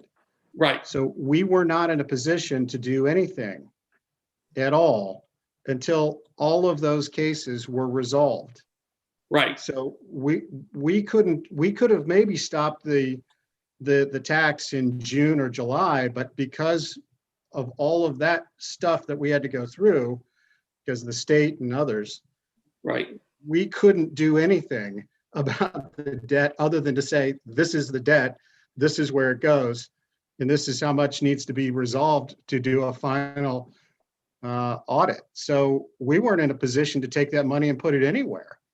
Yeah, because Okay. see, if there was, I know when Brenda was saying it would take, to satisfy the debt, it would take up to December. No, she said that we satisfied the debt in June. Okay. The debt was all satisfied in June, but because we had all the legal action that we had to cut through, we had to wait another almost 6 months in order for the village to actually meet, to actually take action. So And what we you're stuck, saying is the village residents paid an additional 6 months of earnings tax without the need of having to do that. correct. The village of Amelia initiated and filed a lawsuit against us three. I'm not pointing any finger at who sued who or why. Right. I'm simply saying that on the books, if you look at the books, all debts were satisfied through the taxes that were paid into Amelia. And Brenda laid all this out and said, we cover all those debts by the end of June. You know, if the state had stuck to the original plan and didn't shift it and said, brought the village back to life, we could have possibly had this all resolved in June, or at least the end of June, and we could have had, wrap up meetings in July and August, and we would be finished. Because that would have been like $500,000. Right. And we were happy to do that. I mean, we didn't ask for the village to stick around until March of 2021. We would have been overjoyed to have it over with by, no later than September. And Tom, if you want to, you can jump in and back me up on that. You attended those meetings. Loretta is the same. So, we had it on a glide path to be done by the end of June, possibly even as late as September. But that didn't happen. Right. So in other words, to the taxpayers, they paid an additional 6 months of almost $500,000 Yes. in tax dollars. Yes. And that money's going to be in the coffer when the village shuts down business, and that's going to go to the townships. Yes. We also incurred 6 more months of expenditures as well. Yep. In what way? We didn't get taxed. We didn't get the revenue to cover police, fire, road, and we were making investments in all of those categories all the way through. Right. Okay. I mean, we put in, just as an example, to show you the disarray that we were left with, $43,000. I think, Debbie, was it $43,000 that we had to put into a road because John and his crew Yes. did not believe that road would be able to be plowed this winter if we didn't repave it in October. That's right. 43,000. So we had to do that in order to be able to provide safety for people who live there. And that's our job. That's not a complaint. That's our job. Right. And, I just go back when I was running for council and I was going to the business owners, they showed me a letter where it was Batavia Township and Pierce Township. There was this letter with both logos on it, supporting the dissolution. No, we never supported the dissolution. It was handed out by Ed McCoy. Well, we did not support the dissolution. I don't know exactly what that is, and I don't have it in front of me. Okay. So I'm not going to hazard a guess, but we never took a position, neither individually or as a group, on dissolution. In fact, I believe I'm on the record specifically as saying, I just wanted to have a mayor and council we could work with. Yeah. Okay. But the other thing with, also Rumpke, if we had to pay, we started paying in 2021. I mean, actually 2021. And I asked a question on the 21st of January about why didn't we wait to get the contract for Rumpke, Ad Amelia, when the contract ran out. And Loretta said that all residents have to be, in other words, treated the same and covered, with the same, like public works and everything that, for services. There you go. The tax levy applies. Right. Therefore, the services we're obligated to provide. Okay. Then why wouldn't you have to provide them in 2020 trash services if we were already Pierce Township? You weren't. We had no funds. That's a special fund that had no sufficient funds to cover it. In 2020? We were fortunate because if we were a smaller township like most of them that have dissolved in the state, this sort of situation, which is why legislation is really necessary to be reviewed, is it could really break a small township. Exactly. And we are fortunate that we have fund balances and fiscal responsibility that has been able to carry this for a year. I know that Debbie and I many times have been very nervous about the funds, but we have planned very carefully. And, we were in a mode where we had a lot of plans on our plate already to improve our community. Now we've embraced a larger territory we're improving. But when you talk about the cars, we paid to put people in those cars. And so, I mean, it's a very small incremental difference to us compared to what it costs to manage all of these services. We're a community of 15,000, over 22 square miles. We've added 10 miles of road with Amelia to be served. And we're just fortunate that we've been able to control that variable cost, that incremental cost, because we already were covering overhead costs. But we're only using public money for public purposes to provide the services that you always were receiving as an Amelia resident. Now it's just you're embraced as part of Pierce, and you continue to pay taxes just like you did before, a very similar amount of taxes, except for the fact that everybody's taxes went up because the reappraisals happened and the school levies passed. Right. So were we Pierce Township residents in 2020? The state did not indicate that. Technically, the village of Amelia, as of March, was resurrected. So you were not. We could, because they could continue to collect all of your dollars, we could have chosen to allow the police department and the fire department, we could have allowed those contracts to continue to be paid by the village of Amelia. That would have been just another expense that would have had to been paid out of the dollars that were available from Amelia's coffers. In other words, but we chose to accept those expenses. In other words, Loretta, are you saying that the existing police and fire would have stayed in place under that scenario? We could have allowed that to happen, yes. Which Amelia. What? It would have been under our property taxes, our levies. Yeah. The former village. It would have been, then you guys wouldn't have had a hardship. We could have done that. I think the taxes, I mean, the taxes are the $1 million question. What we understand, but we've still not received any. We believe that they've levied all of the taxes based upon Pierce Township's levies, but they're always in arrears. And again, this is a very unique situation, and we're waiting to see the actual dollars that come to us. I know we discussed that at the time, but I think we did the right thing with not leaving their services intact. I mean, you have a dead man walking, right? You got a village that doesn't exist anymore, and you're going to leave these employees intact, continue to service a village, and they know their jobs are no longer at a certain point. I just feel like that was not the best thing for the residents. I don't think that would have garnered the best service. I think we all felt that way at the time. And, and we heard of examples where that went very badly in some communities. Yeah.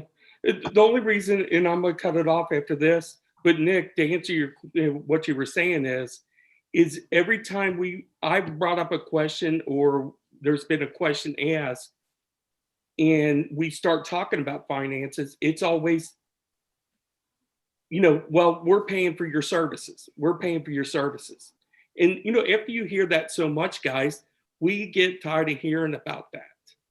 And that's the reason I'm bringing it up tonight. It's always we pay for your services that, but guess what? I talked to Chris Melman at the auditor's office and he's still not gotten back with me yet, but the 1.8 mil will go to $1 million. That was still out there. But with the levies being shut off, there's uncertainty where this money's going to go. The tax dollars, from the property tax. But I'm hoping I get a call back from him tomorrow. But you got. I just wanted to clarify, what our thought process was at the time that at least my thought process, I guess I should be specific for where we went in that direction at that specific time. Okay, I'm good. Okay, thanks, Tim. Okay, Renee, I'm gonna try to unmute you. Man, I'm not having any luck with this tonight. There you go, you're clear. There we go. So I'm going to show my face on this one if I can. So there seems to be a little bit of hostility. And I think, Jeff, you may have taken Tim's question wrong. We're not questioning where or what, who has the vehicles. We completely understand what they were going to be used for. And we're hoping that was where they are. And I figured that's where they were. But when we didn't see a couple of the Tahoes, and I knew how many about, but we want to be informed. We want to have, be able to answer questions. And we didn't see the Charger on the Gov deals either. So it was just a question, not a matter of, where it is, but was it going to be sold or had it been sold? Because there's not enough communication going on at this point. And, Alan, I asked 2 questions tonight. Every question I asked, was you snipped at me. And I had a whole lot more questions about stuff because I need to put out information. I'm sorry if I pissed you off somehow. I'm not really sure how I did that, but I mean, it's me, so it could be a lot of things. But I mean, the taxes we were going by and saying you didn't get any money. Well, we had to be part of Pierce because we were taxed for Pierce for all of 2020. So how were we not taxed and not part of Pierce, and you guys are not going to get your revenue fund? I mean, I think that's a very good question. Because Debbie? Remember, revenue is in arrear. So when that happens, the 2019 funds that we did not receive. Does that make sense? 2020, we would be receiving in 2021. Which is now. Which is now. So and it would usually be the 20, comes right. Go ahead. So we're saying the village, technically, depending on who you talk to, the village isn't dissolved. It is dissolved. It's not dissolved, but it's working. I mean, you get 5 different answers from 5 different people depending on the day it is. So my perception and the perception of people that we've got on Wake Up Amelia who assume because we paid, I'll just give you mine, I paid $843 in Pierce taxes. I paid $100 in Amelia taxes, which is the complete opposite of how it was in 2019. So for the whole year of 2020, we paid Pierce's property tax. So to keep saying there's not, we didn't pay for our services, and there's still the service money that's going to come to you, and what we can only imagine is going to be over $1.2 million coming your way. So, I'm with Tim. I kind of, and this is not the first time that it's been brought up, but all this we did for you. Nobody told anybody to go get another attorney so she could tell us stuff that the state comes in and says, oh, nope, that's all wrong. That's not how we're doing it, which was the big screw up. It was the state. And you're right, it could have been done in March. But when they made the decision they made about the tax, that was the problem. But, I tried to ask 2 questions about the lights going out, and that wasn't important. But talking about somebody's freaking cat for 45 minutes was apparently more important. So, I mean, I can just see where this is all going. And Well, Renee, just to clarify, I'm not snippy with you at all. I have no problem with you in the least. I actually find you to be, on the ball and very helpful to what we're trying to accomplish in Pierce. So if I came off as being snippy, I did not intend to do so. But, when we're talking about, whether or not we're trying to get these things done correctly, we are. We've been on your side, and we've worked with you, and we've gone to bat for you guys. The truth is that for at least one tax year, we did not receive revenue. We simply, it's not because we're not bringing it up because we want to flag it in everybody's face. All we're trying to say is that we have been very fiscally prudent over the last, for as long as I know. And these are things that we always are mindful of, because we want to make sure that, that we're able to handle future issues when it comes to economics and to our budget. We want to make sure, as I said before, it's not a joke. It's not just words. We want to make sure that we keep taxes low in Pierce Township, or as low as we can, and provide the highest level of service. And that's all we're saying. Anytime we mention that, is that we're putting a pin in our budget and make sure that we're doing everything right. We want to make sure that we do these things right. And, as because you know this better than anybody else, because you've seen those numbers, the village didn't do that over the last few years. And they left a lot of things, a lot of flaps out there, a lot of bad decisions that were made. And, that's something that we have to be mindful of. We have to pay that off so that it's not going to drag down our ship. When I look at other communities that people are discussing dissolving, the surrounding townships are not going to be able to handle it the way we did. And we want to make sure that if there's more COVID issues, if there's more economic downturn, if there's all these other things, we have to make sure that we're able to get all of Pierce Township through, and make sure that, when you need a cop, there's a cop there. When you need a firefighter, that there's one there, and that all of our roads are passable and are safe. So that's all we're trying to say, is that we want to make sure that we dot our I's and cross our T's. Now, we did talk about a cat quite a bit. We do enjoy having fun during these meetings rather than just drudgery. So, we do kind of, try to play around. And again, if you felt like I was being snippy, I apologize. I didn't mean to be snippy with you. I love you, Renee. And you know that. I just get tired at the last part of a meeting. You know what I'm saying? Well, yeah.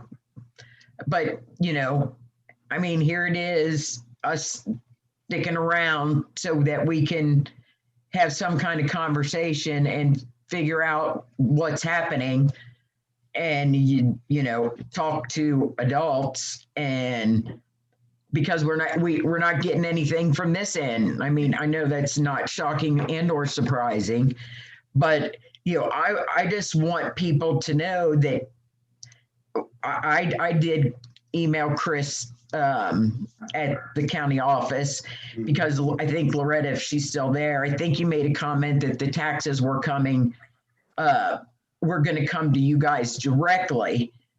And I do not think that that's what's going to happen. I think it's going to Amelia first.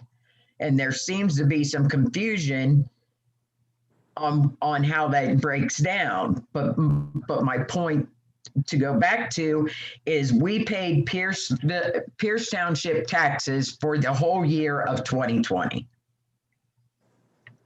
So to say we didn't participate or didn't, bring in any money, it's there, it's coming, but we did pay it.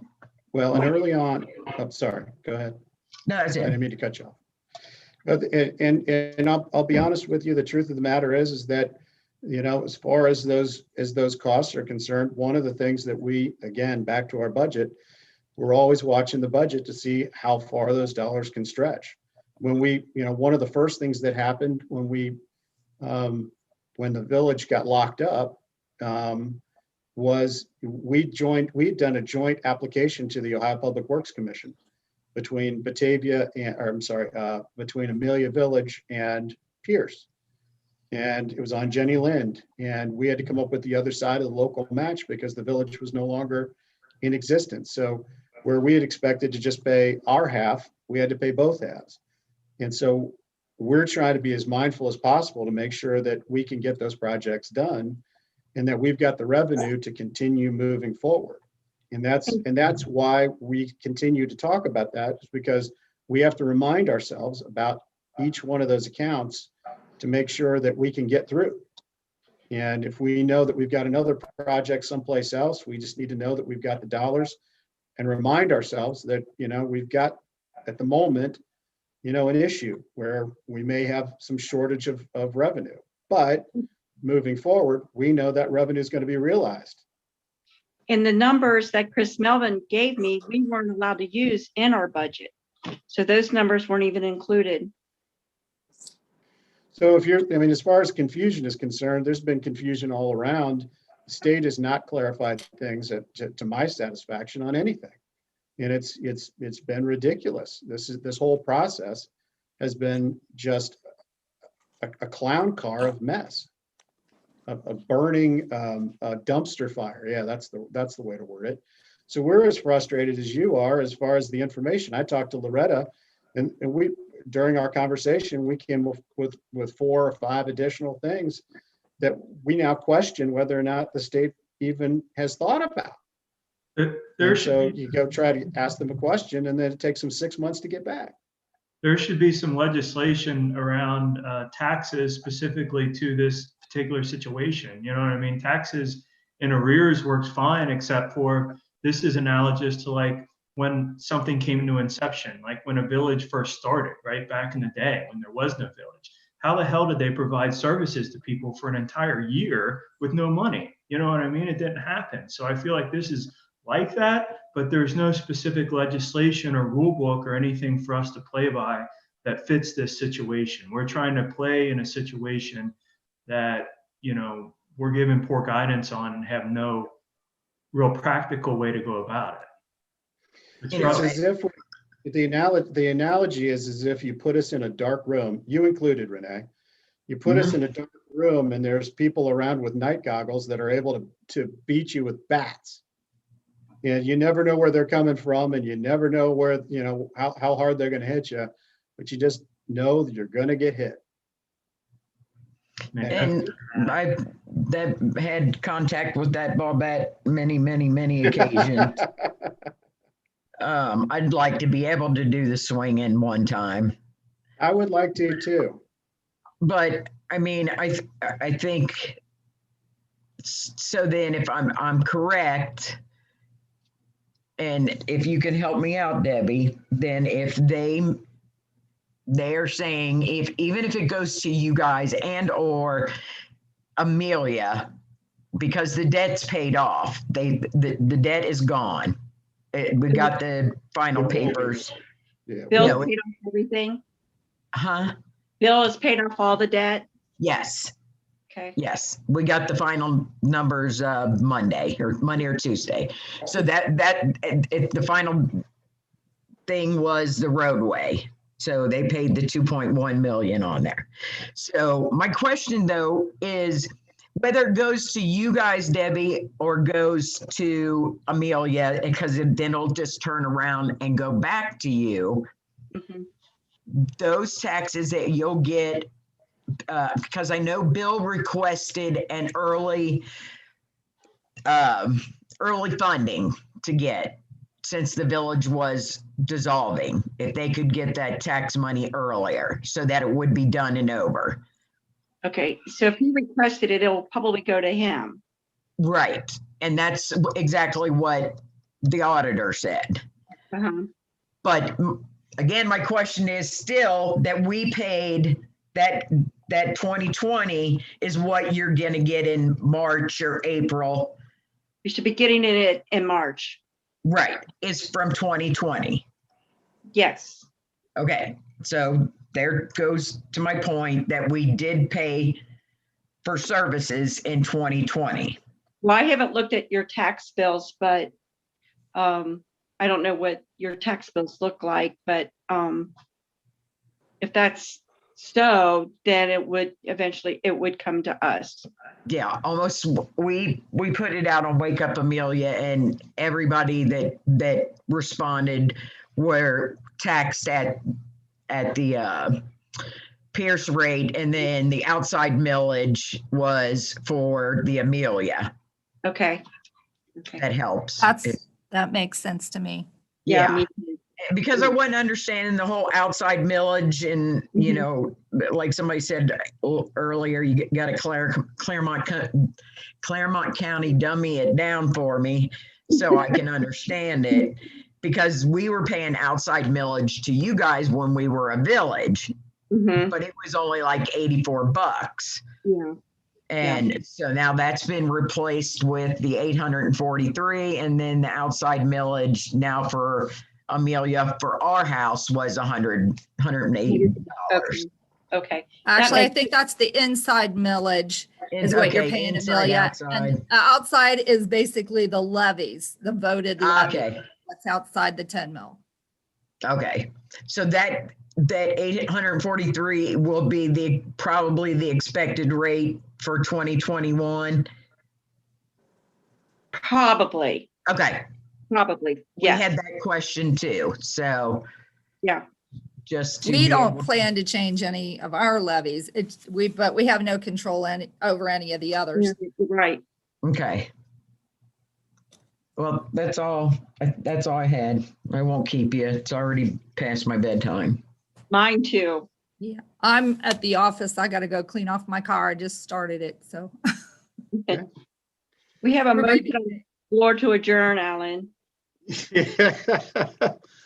Okay, we have a motion on the floor. Did someone actually make the motion? I haven't heard a motion made. Nick did back at Who did? 9:25. Nick did? Yeah, and Pete seconded.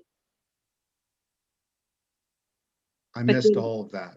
Yep, we have that out there. All right, so we have a motion and a second. Any discussion? And seeing none, roll call, please. Mr. Kelly. Yes. Mr. Campbellis, are you still there? I'm here. Yes, ma'am. Okay. Mr. Freeman? Yes. All right. And Renee, anytime you have a question, you know where to find us as far as communication, everything else. Please feel free to reach out. I always do. I know. Well, and Renee, any questions you got with the numbers, come see me or call me or whatever you want. Hell, at this point, Debbie, you know, when you get done doing all that, I'll know everything there ever was to know about any and everything that goes on in a township. There you go. Village or wherever. You wouldn't believe it. I'm there most every day. So I know I can reach out to y'all. And you know how to get hold of me. You just seem to be on your grumpy pills tonight with me, and I don't. Me? I'll call you out. You can ask any of these people. I've been on my grumpy pills all week. It's been bad, real bad. Just ask his wife. See y'all We later. always say that. All right, good night, everybody. Good night, Renee. Good night, Night. everybody. Good night, Shirley, Laverne. Laverne, good night. Not being late tomorrow, Debbie. Eddie and I will be late. I'll be late. Tomorrow's hair day for me, so Oh, okay. I gotta get my grays covered. Good night. Good night.